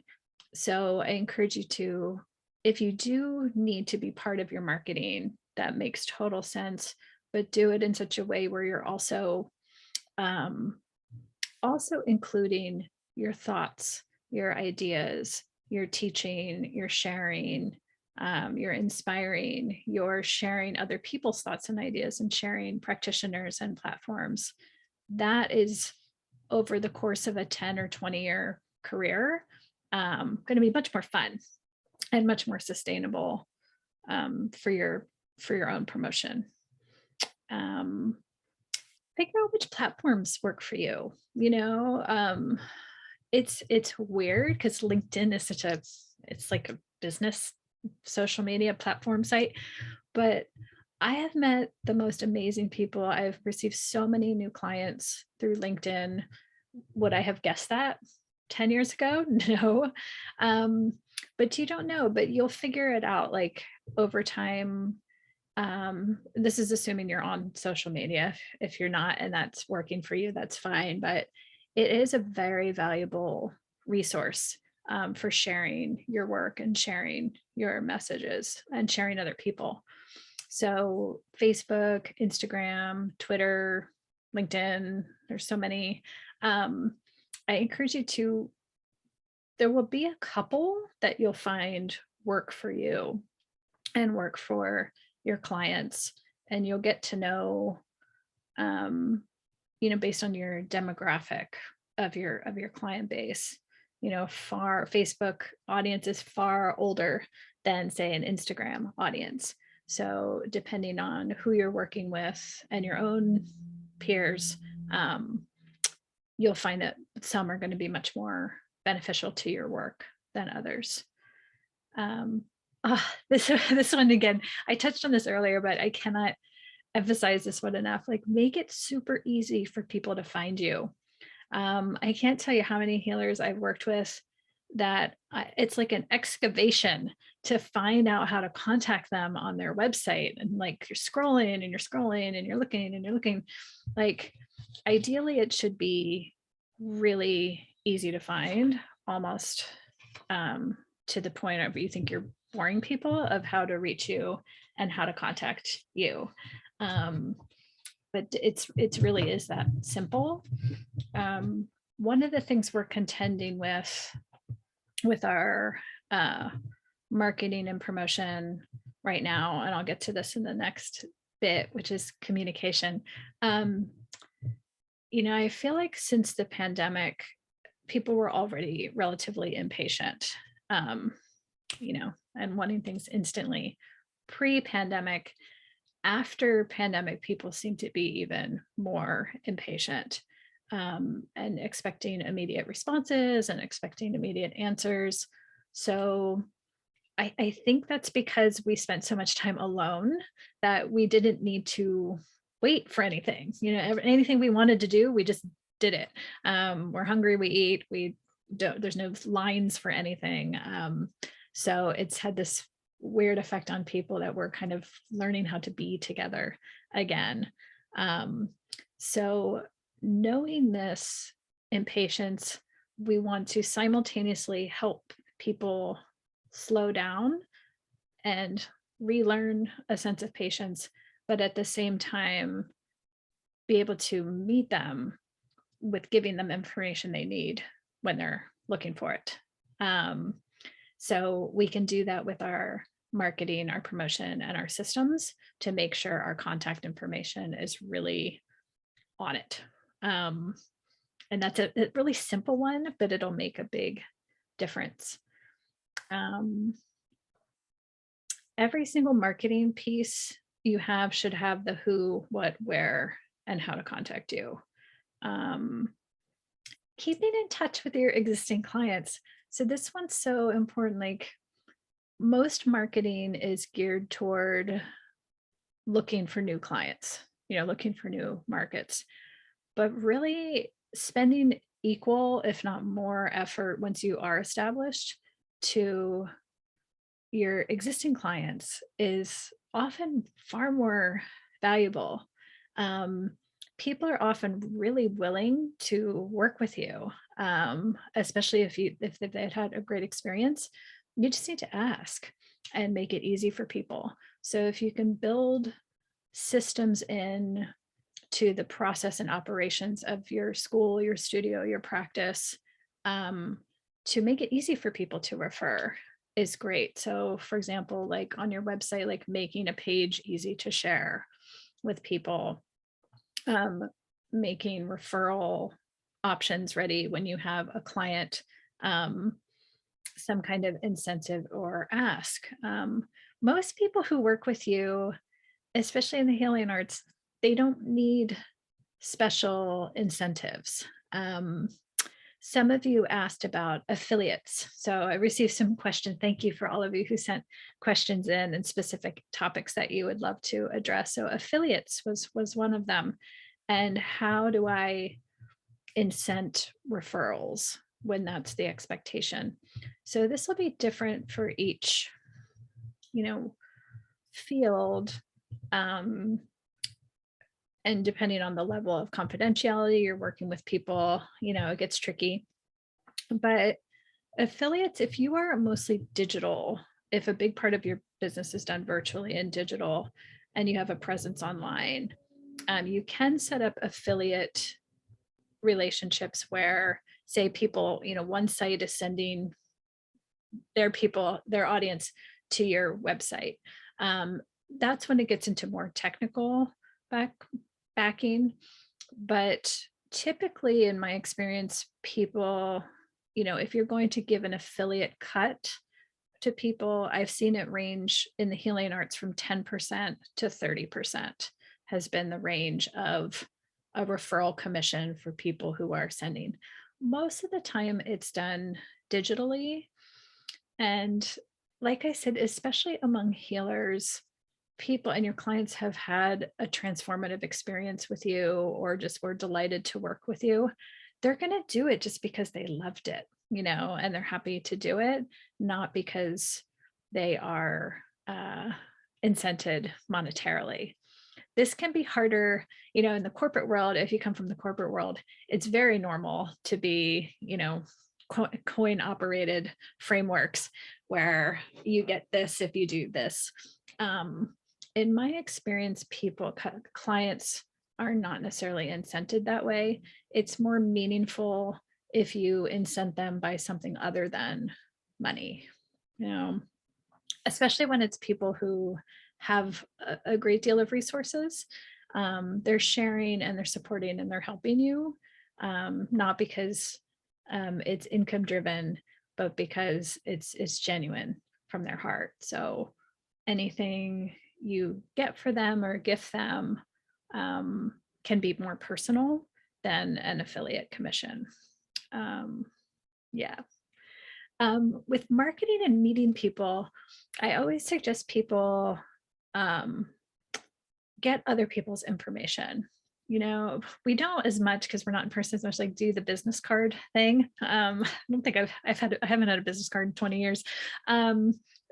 People may not even have them anymore. But whenever I'm meeting people, I really enjoy getting their information, their website, so that I can go ahead and I can be proactive and look and learn about them and then get in touch with them and, set up coffee, set up a Zoom, get to know their work. But just giving your information out to people, there's nothing you can do with that then. You have no, control over that. You have no follow-up, versus if you're taking the step to get someone else's information, it gives you a lot of opportunity to get to know them, to create something. Yes. So evergreening something, and it can be anything relevant to your practice.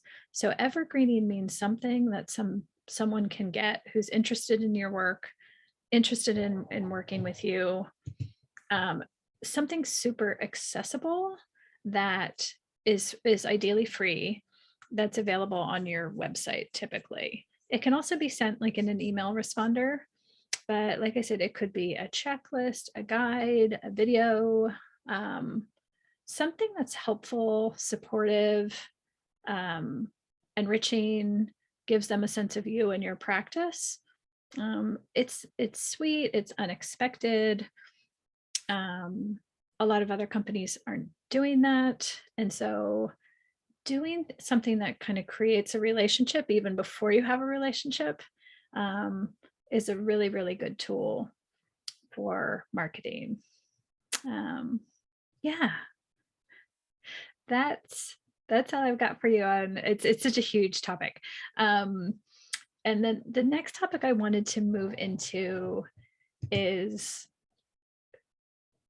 has a lot of overlap with marketing and promotion. It's communication. Um, anyone who has worked with me in our studios, um, we have an amazing series of studio coordinators who handled like all of our customers and client facing, answering the phones, and amazing people. But all of them would tell you that I am like the queen of templates. So they would joke there's a template for everything, and there is a template for everything. So again, when you are just have a handful of clients, you won't need this yet. You'll have plenty of time. But I really encourage you to think about what your practice is going to be like when you have 3 dozen clients or a few hundred clients, or you're running studios and schools and you have thousands of people. Is when you have a question or something comes up, a challenge arises, any kind of communication that it's more than likely this is going to come up again, it's so great to have that in a template form for all kinds of reasons. It helps keep you consistent. We're emotional creatures and we change, there's a lot to us. And so when we have a consistent way we handle and respond, a tone and a manner with which we respond that is consistent, that's great as you grow and you have a lot going on. So we had like literally a template for everything as things arose. And that way, over time, no matter what was going on with you personally, and if you have a bigger team and you have multiple locations and you have multiple staff responding to things, it's really wonderful to have things in your voice that they can kind of reshape into their own. So for example, um, a client is late and kind of messes up the rest of the day because they're late and it was this domino effect. And you have to let them know that this can't, if it's a habit, just as an example. So having a template that gracefully, explains to them the effect that that has on other people. And then, for instance, our studio coordinator who was sending that response could put it in their name and kind of change the voice a bit if they saw fit. But over time, it will save you so much time. It will help keep you consistent in your voice and stay true if you have templates and consistent way of handling things that everybody's on the same page.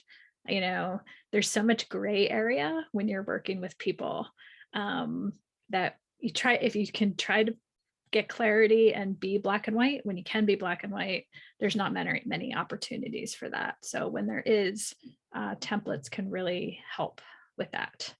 Again, the autoresponder, I already talked about this a lot, but the autoresponder is so nice. Again, very few people do it except when they're on vacation. But if you in your email signature or autoresponder have a way to affirm you're in touch, make it clear that they will be responded to soon, provide them with some kind of learning checklist guidance is great. Integrations and online booking. So this too is really specific depending on your unique practice. So some of you will really benefit by having integrations and online booking available and calendars for online booking. For some of you won't. So there's no really easy answer to this other than encouraging you to explore what is going to be the best fit for you. In my experience with our studios, people would have loved to have online booking. They requested it all the time. It's convenient, you can book 24/7, but a big part of what we were actually up to in our studios was connection and really getting people to slow down, getting to know them on a deeper level. We didn't want to just see them once, we wanted to see them over the course of years regularly and really get to know them deeply.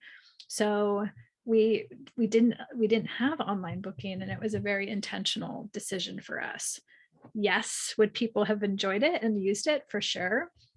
But our choice not to have it was in alignment with the work that we were wanting to do in the world. So choose what's best for you and makes your practice simpler and more efficient, not complicates it for the sake of complicating it. Oh, okay. The communicating with, let me skip ahead to communicating with press and media. So some of you may look at this and be like, I'm not going to be talking to any reporter. You have no idea.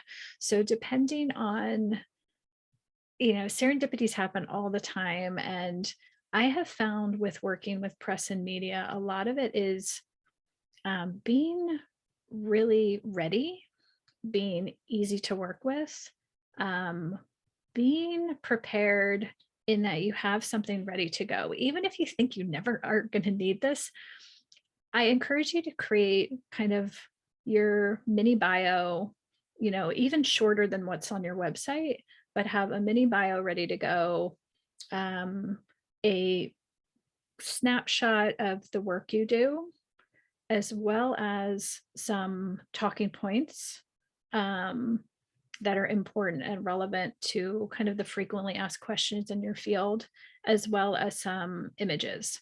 Oftentimes they will ask for high res images, so not off your iPhone necessarily. So even if you just invest in a couple photos that are high res to put in your little press email, and this might not even be press per se, it could be people who want to have you on a podcast or other practitioners that want to feature you to their audience and their community. This will come up, and it almost always is one way or the other. It's like, I need this now, or I need it a year from now, and this maybe might run someday. So in both cases, just being ready doesn't hurt, but oftentimes, especially if it's like a press media person, they're on deadline and they'll be like, can you get all this stuff to me by 5? And it's like 4:14. So if you have it ready to go, it's just a much more greater likelihood that you'll have what they need and you'll be able to give them what they need. Other times you'll do things and record things that you don't know if anything's going to happen with it. But I always encourage you to say yes, even if you don't know. I can't tell you how many times I've done an interview and I didn't know if it was going to be where it was going to wind up. And sometimes nothing comes of it. And then sometimes a year later, it's in a national magazine. So again, just be open and say yes and be prepared. People who are on deadline really, really appreciate that so much. And having the talking points ready. A lot of times we're so immersed in our work, right, that we talk our talk. We have our own language as healing artists, like we talk about energy and being in our body, and like we forget that mainstream media doesn't know what those things mean. So it's really in advance, again, the preparation of having things, talking points, so that you can share what you do in a way that's thoughtful and accessible to the audience that you're going to be sharing with. Because our language within ourselves is unique unto us. your own unique voice. By this, I mean the way you communicate, um, ideally should be your unique voice so that your energy comes through in your writing, in your email, on your social media platforms, the sense of you. And again, this goes back to the more you know yourself, the more you know how people perceive you, um, will help keep you aligned into staying true to your voice, and the way you communicate with people. Timing of communications is really helpful to be aware of. So, knowing when it's a busy time for people, knowing when you can just you can help people just by making things really simple to say yes, or make an appointment at different times of the year. Being again using your emotional intelligence to as it applies to the timing, um, when you're sharing things, what are you sharing, um, and notification. So when you're communicating with your clients and the public, always know that, like, don't take it personally if people don't respond. You know, it's you'll go through those moments like crickets, or like, is anybody reading my newsletter, or I'm posting these things, or I'm blogging and I don't know anybody's reading it. Trust that they are, and trust that you're not oversharing. Like, I can't tell you, I like to communicate a lot with my clients in our healing art studio. I always tried to keep them updated, especially through the pandemic, like what was going on and why we were deciding things. Um, I felt too much so sometimes. But later, I had so many clients share with me that even though they didn't respond and let me know they were reading it at the time, just the consistency in the communication was really important to them. So don't think you're bugging people unless people tell you that you're bugging them, then listen to them. But if you have in your mind that you're sharing too much, or you're reminding people, notifying too much, that's typically not the case. And don't take it at all personally. Like, if people don't respond and you don't think people are reading, because oftentimes they are. Um, Being clear about how you like to have your people communicate with you too. I touched on that earlier. Just being clear on your website. If you want to be contacted through email, it's easy just to direct everybody through email. Your website. So communication in your website. A lot of healers, they're always like, well, I have a website, or I'm working. They're slightly embarrassed by where their website is, or they're reluctant to put out a website until they have a fancy, website. Don't be. Clients don't really care as much as you would think, unless your website is part of your healing work and your platform that they need to interact with on a regular basis. People just really need to be able to get in touch with you, um, and get a sense of you through your website. So it doesn't need to be fancy at all. So don't put it off, for someday, thinking that it needs to be a certain way for your clients. Okay. The next one was another cautionary, that I learned clearly through experience. So communicating changes and growth. So a lot of you are growing a lot right now. You're starting and you're scaling a practice for the first time, or you're growing your practice from you to, hiring a team. And it's going to be really important that you communicate with people as these changes are happening. So I'm someone that really loves change. I look forward to it. I find it challenging in a fun way to adapt to changes. And I totally didn't get that most people don't feel that way. This was especially true when our team went from being very small to a pretty sizable staff. And so not only was I changing things in my mind, very just naturally adapting to the changing times, but I didn't communicate as much and as quickly as I needed to. Um, I made assumptions of people's readiness for changes and growth um, that were not the case. So, my big lesson that I would like to share with you here is really notify people of growth, of change far in advance of when you think you need to. It's so meaningful to people, especially in a time of so much change and upheaval. Like knowing when we don't know anything that's going to happen from day to day, just knowing the few things that we do know we can count on is so, so meaningful to people. So, for example, if you're going to be changing locations or growing or changing your policies or changing your pricing or any change at all, design your communication around, you know, X is going to happen at some point. We're contemplating this happening at some point. Then this is going to be happening then.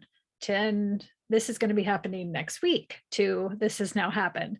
Like, so to you, it's probably, I am so sick of saying these things, but just trust me, people feel more secure with a lot of notice and given a long runway to get their heads around even small changes. What are to you really small and significant changes? Um, it'll be really helpful, and it will eliminate a lot of friction um, if you have a long communication runway. Make sure your communications are grounded in that. By that I mean, you know, I'm sure you get this from communications in your personal life. Like you can tell when someone is on their iPhone and just like dashing off and it's PC and it's incoherent, and you ask several things and like one of the things is answered. So if you can practice in your business having coherent communication, that again, it kind of imparts the feeling that you want your work to impart with people, to keep an authentic tone, an authentic voice and energy, so that your communication to people is consistent.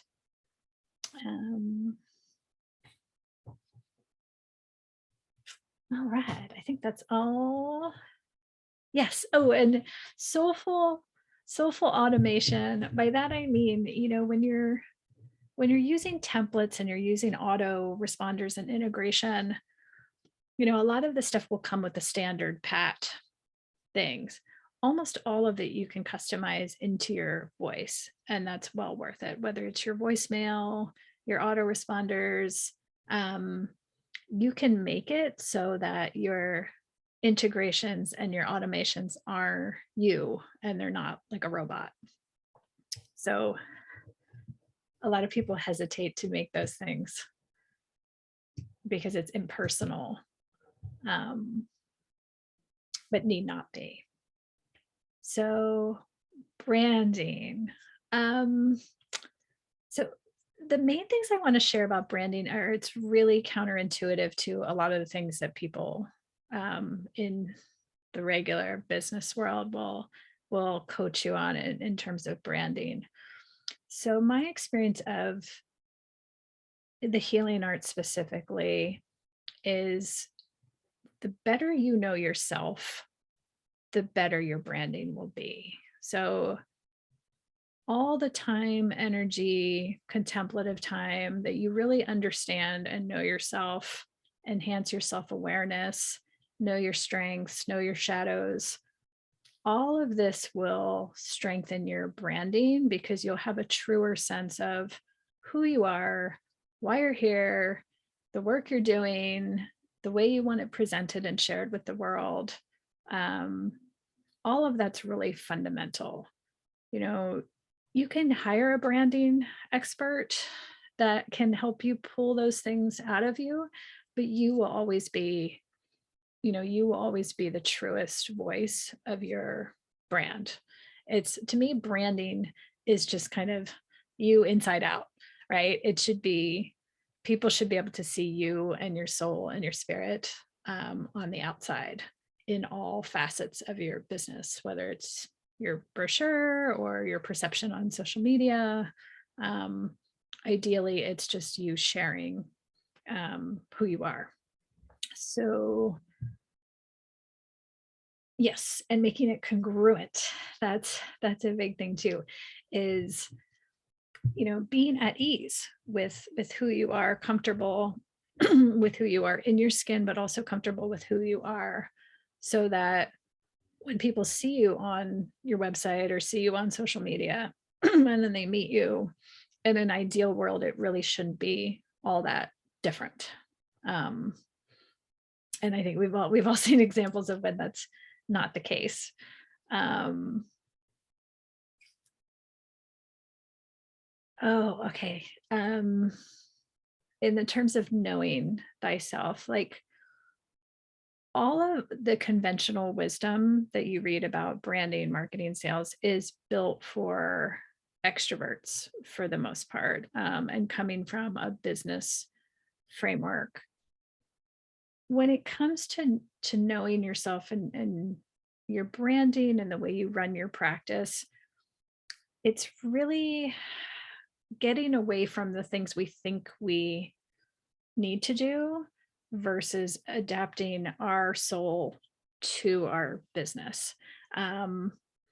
Let me clarify that a little bit in real terms. So, a lot of the structures that we're used to working within are completely arbitrary and artificial. They are relics of the industrial age, um, the Monday through Friday work week, or working 8 hours a day, or seeing X number of clients a week. Like these are outdated things that we're unfortunately like stuck in the structure of, somewhat different models that aren't yet evolved to reflect reality. This is especially true for healing artists, who are the opposite of cookie cutter.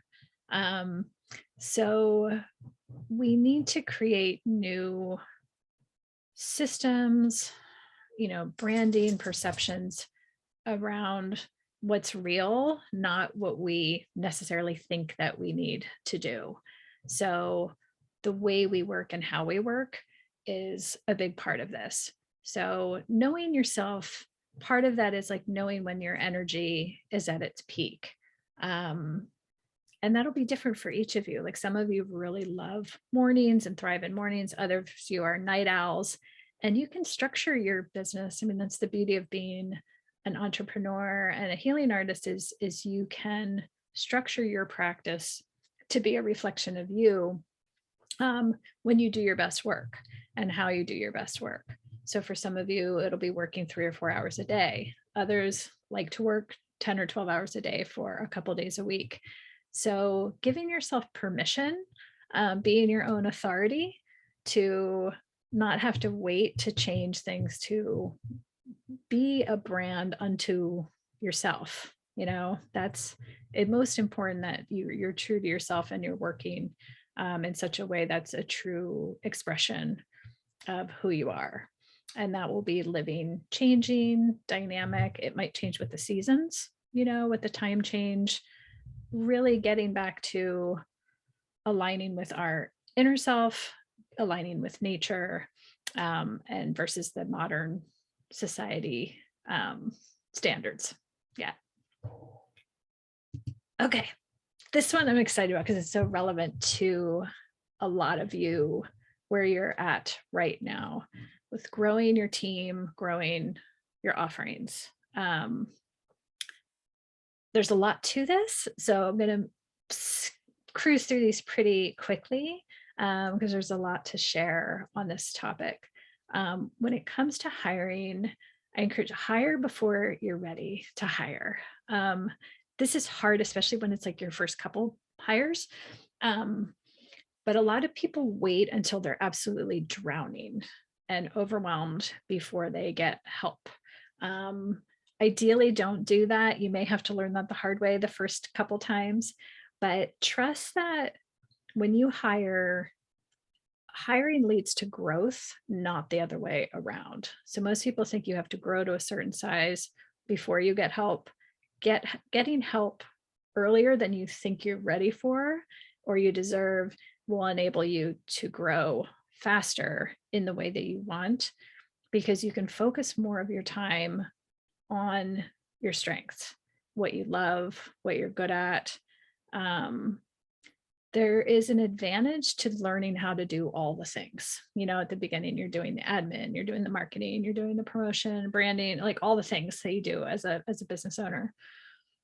But once you're established in that, trusting other people, trusting yourself to hire people that, once you've identified kind of the things you're not crazy about or the things you're not necessarily good at, um, that will inform who you will hire before you're ready to hire.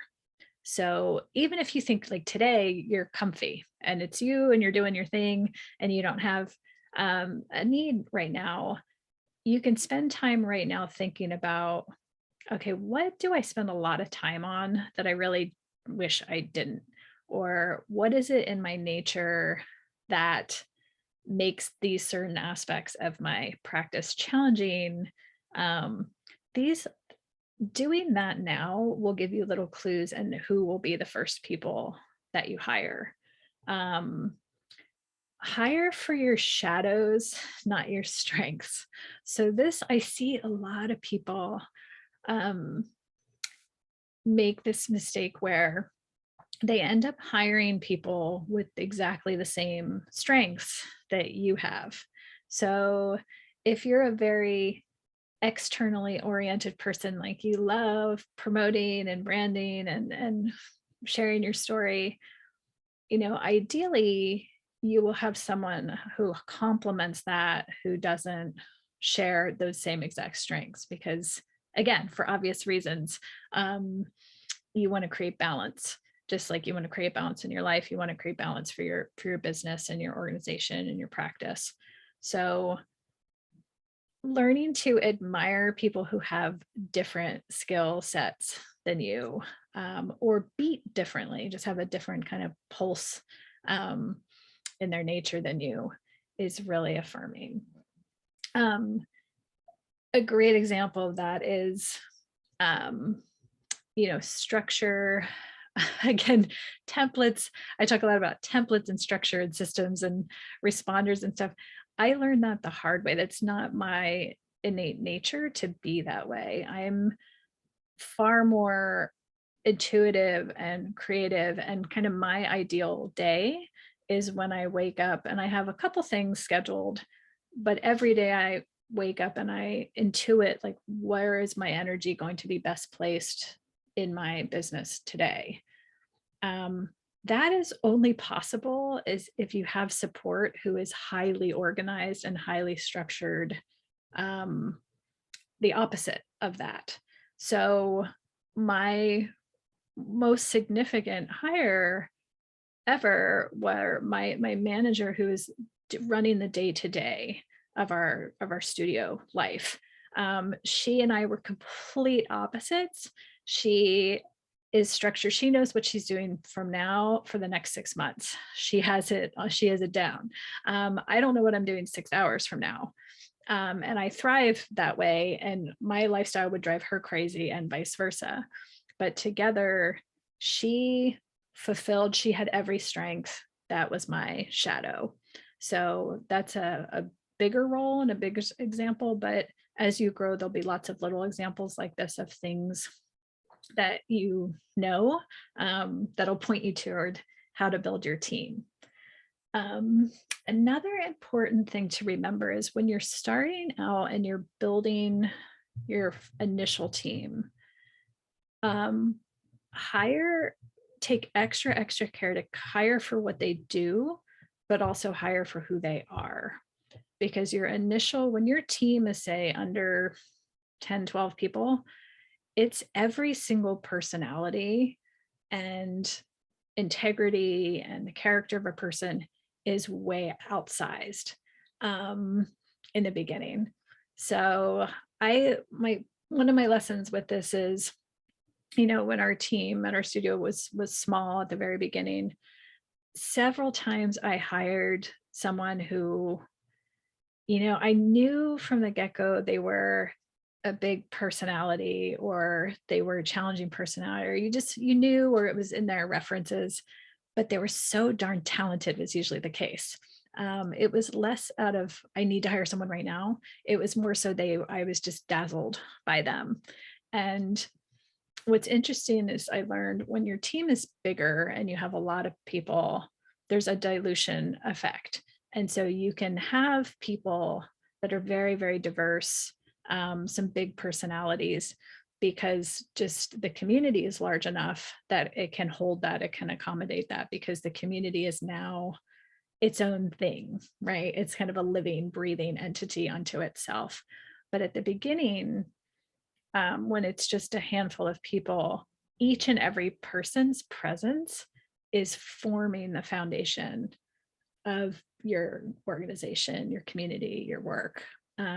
So just vetting people very, very carefully at the beginning, always, but especially in your kind of founding team when you're just starting out to expand your studio or your school, and growing. um, Go slow, take your time getting to know them, um, vetting all your partnerships, doing background on them. Um, each and every time in hindsight, I didn't do that, where my gut told me something and I didn't listen, or we didn't take the time, usually because of just sheer talent, almost always. Um, we could have saved ourselves a lot of growing pains if we had slowed the roll there. Growth and offerings. So again, there's more of a risk of going off the rails a bit from your original intention and original truth of why you're doing the work once you're successful than at the beginning. And you don't know it until it happens. But it's really when you have a full practice and thriving and you are free to open to new opportunities and new offerings, that's when you really need to kind of double down on, why am I doing this work? What is my purpose in the world? At the end of the day, when I look back on what I created and how I spent my time, is it aligned with my true purpose? Because so many people, you have opportunities and different things to create. Your staff will have ideas, your customers will have ideas of what you can be doing next and how you should grow and what you should create. And I encourage you to, when you're faced in this moment, to listen to your heart first, listen to your intuition. Also listen to the people who have been with you the longest, like your best, most loyal clients who have been with you from the beginning. Usually they're not the most vocal people with telling you what they want.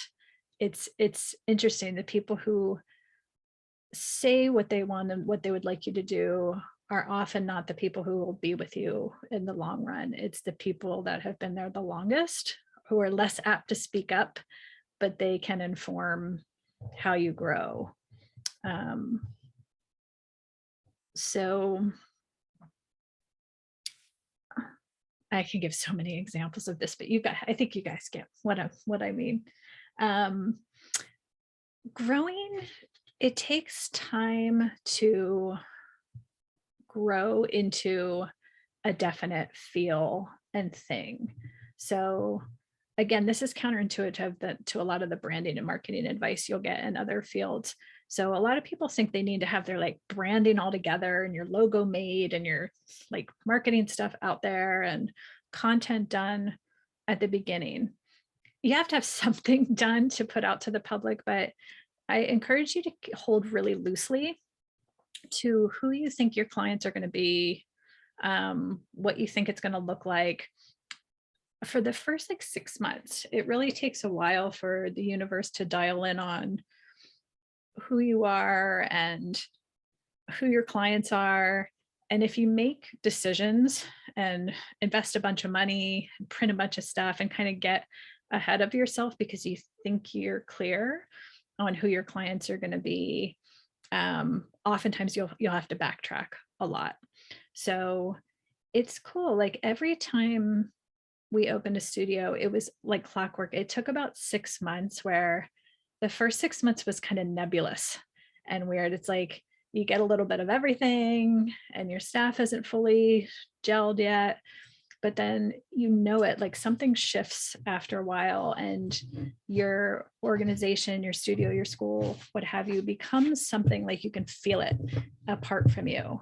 And it becomes much more easy to create offerings, to create your branding, your marketing, hire, because you have a distinct feel to your practice and your work in the world.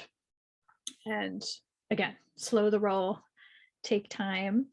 When you're growing, take time to do some work with understanding humans. A lot of our work in the healing arts is just understanding our clients and understanding humans.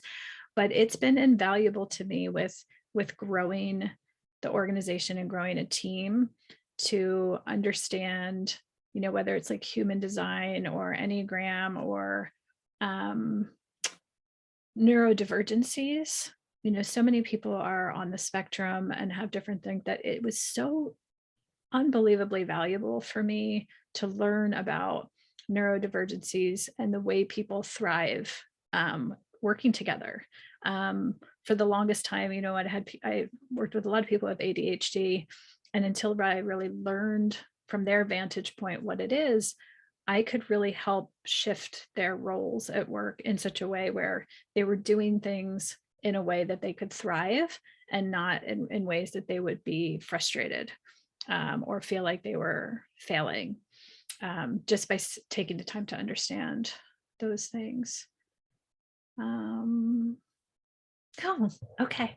We just have a little bit of time left, so I want to move on. Your website, we talked a lot. Don't put it off. Don't let perfection be the enemy of the good. Social media, we touched on in marketing. Knowing your audience, impact over frequency, and alignment. Those are the main things.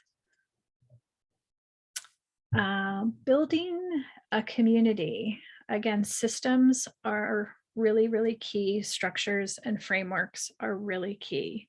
So at the outset, even if you think you don't want a big community at some point, if you build for a big community, it will be much easier to grow.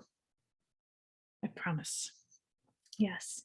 We talked a lot about these things with communicating with your community long term. Another big tip I give that's very relevant right now is email is gold. So everything is changing so much, and social media is very unreliable, and we don't know what's going to happen there. So a lot of you have businesses where you use social media a lot for marketing and communicating with your clients. You definitely want to also remember the old-fashioned email, because that's long-term, I think, the most reliable. So don't entirely give up on newsletters and kind of those older fashioned ways of things. Community. One thing I'd most like to share about community is that I've seen healing artists do often is shifting the notion of community building is not building a community of people around you, right? It's a lot of people think building community is relationships. All these people have relationships with me, and that's not really true community. That's an audience. So true community, you want to create connections with the community itself. And so making introductions, making opportunities for connection, Ideally, your community that you build, you want to be able to look back on it someday and have it live beyond you. You know, that's the dream, right? Is to create something that is bigger than you and lives on and has its own unique vibe um, and service to the world. So when opportunities arise, helping create connection between the people in your audience, I think is a big part of community. Group work.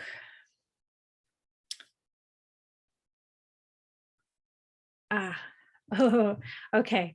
And this one's so relevant to some of you, is when you're taking that step from going from an independent practice to a school or a studio, it's really helpful, even if it's not going to be the case for a while, is take yourself out of the equation. You really can't create a lasting, sustainable community if it all hinges on you. So you can't long-term like be the primary teacher. You can't be the primary practitioner. At a certain point, your organization is going to become bigger than you. And your work now is going to be building the community, building your school, building your studio, not being in the work with your clients. And so you really have to be aware that that shift is going to take place.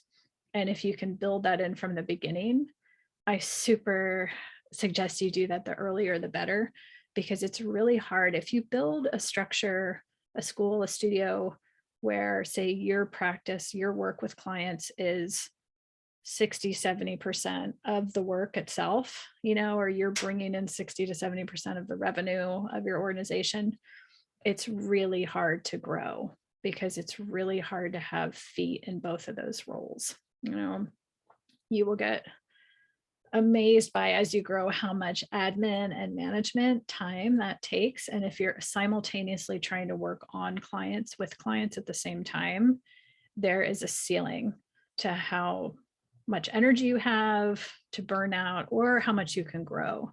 So if ultimately you want to create something that lasts and lives on beyond you, you have to make yourself redundant as early as possible, and have things operate without your hands-on work.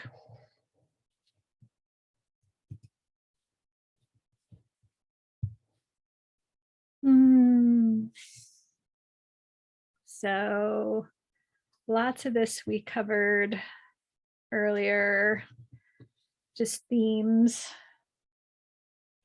to think of now and themes to reflect back upon.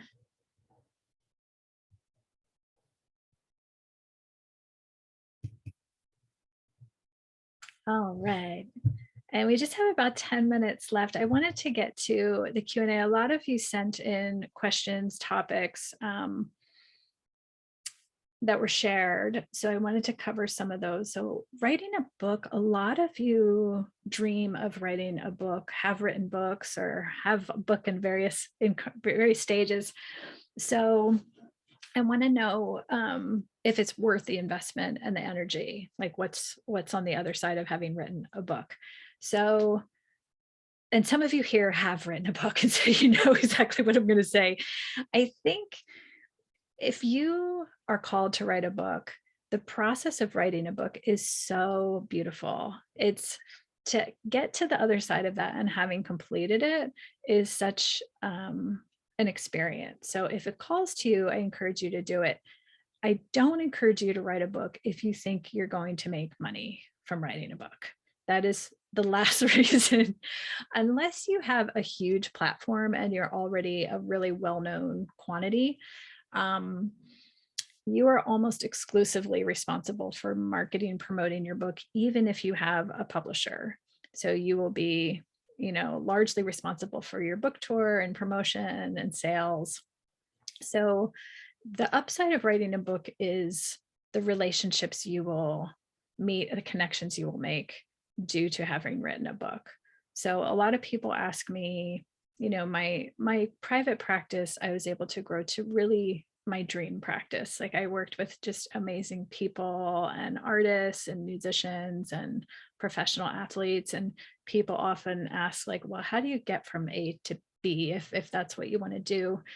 And writing a book and having a book out there was part of that, when I really connect the dots of, when someone was looking for me from the press or the media or a client, and they're Google searching, oftentimes they would find me through the fact that I had published a book. So again, it's more of a pollination effect of over years. You'll continue to meet people and make connections having written a book. Again, how do you work with cultivating, just higher profile professional people, corporations? This again could be a whole workshop in and of itself, but some of the keys I would say would be, you have to be willing to work in ways that other people aren't willing to work. Working, a lot of people in these positions, have really long work days. So you might be working very early in the morning or very late at night, and being very adaptable to them. Also, being able to put yourself in their position of, when you have a very high profile life and life is extremely complicated, there's very few people in your life who aren't asking you for things. Almost everybody in your life becomes dependent upon you or employed by you in some way. So to be a person in someone who's very busy life, or a high profile and is under a lot of scrutiny all the time, to be someone where they can just be safe and not, be able to be vulnerable with, is truly meaningful. And most of the time they can count on one hand, how many people in their life are just there to be caring toward them and hold space for them without any agenda. So that is a big part of it. And again, this could be a whole separate workshop. I get asked a lot about unique challenges to being a woman founded business. This could be a whole separate workshop. But I would say the two main experiences I have had, like threads that I've worked with over time, is you're underestimated a lot, underestimated or ignored. You don't get as much attention in some ways. And this would drive our staff crazy. If you ask them, they could point out so many examples of this. But I learned to work with the people underestimating or not being given authority, even if you have earned authority, in a subject area over decades or experience, is I kind of learned to, instead of being frustrated by this, just Aikido with it. So there's an enormous advantage to being just left alone to do your work. When you're getting a lot of attention, or people are putting you into a leadership and role of authority, a lot comes with that. There's a lot of energy coming with you. There's a lot of maintenance that comes along with that. When you have an ego and you're putting it out there, it's, there's a lot of upkeep that comes along with that. And so I've really learned to, instead of being frustrated with why aren't people listening, or why aren't people, giving us more attention, because the work is deserving of attention, there's a lot of value in just being able to focus truly on your work, truly. Biggest mistakes I see people make, you guys asked. I think impatience is a big one, especially, in a culture that, over and over again says the appearance of things is more important than, the truth and reality of things. I think that's frustrating. And so being patient with yourself and being compassionate with yourself. I see a lot of healers struggle with that. Um, yes, I'm sure. Um,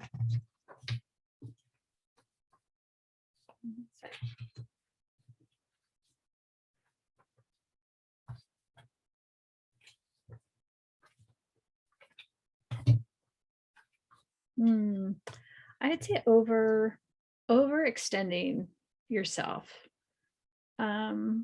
especially when you're in that spot where you're growing, when you're going from you to one to many. Um, this again, I think, is the time that's most fraught with getting off track, like doing what you think you should do versus what your heart calls you to do. Doing the things that are, always done versus sticking true and creating new things that are actually a reflection of the work you're doing in the world. With success breeds more success and more opportunity. And so I think that's when it's really, when you find yourself in that moment, it's important to take a minute and really listen in to yourself authentically. And lastly, just important keys to long-term success and fulfillment. I think just knowing that, as healing artists, it's your business is not just your business. It's really truly an expression of yourself. And so it's always going to be growing and changing and evolving as you grow and change and evolve. And so having systems and structures and the knowledge that can keep you ever adapting and evolving and not too fixed on one way of doing things, I think will help you stay vibrant, stay connected to your work and your practice, but also in the years that we're heading into right now, with the sheer number of people that are going to need care, with the structures and the systems as they fall apart, and it's up to us to create new ones. I think holding very loosely to the idea of how things need to look, and just focus always on bringing your spirit and soul into the world. And it doesn't really much matter how it manifests or how it looks. It matters that you're doing it. If you begin with you and kind of stay true to you, especially when things are growing quickly, and especially when things are really challenging, that's the key to long term, so that you can hopefully look back in 10, 20, 30 years and be really proud of what you created, and you can see you kind of in the fabric of that thing. So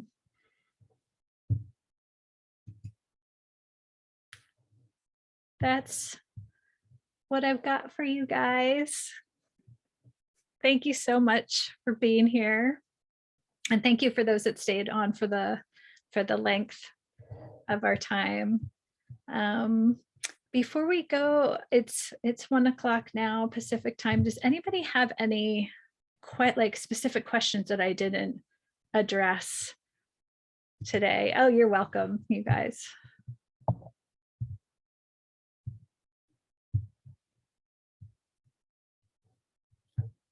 Hi, Chris.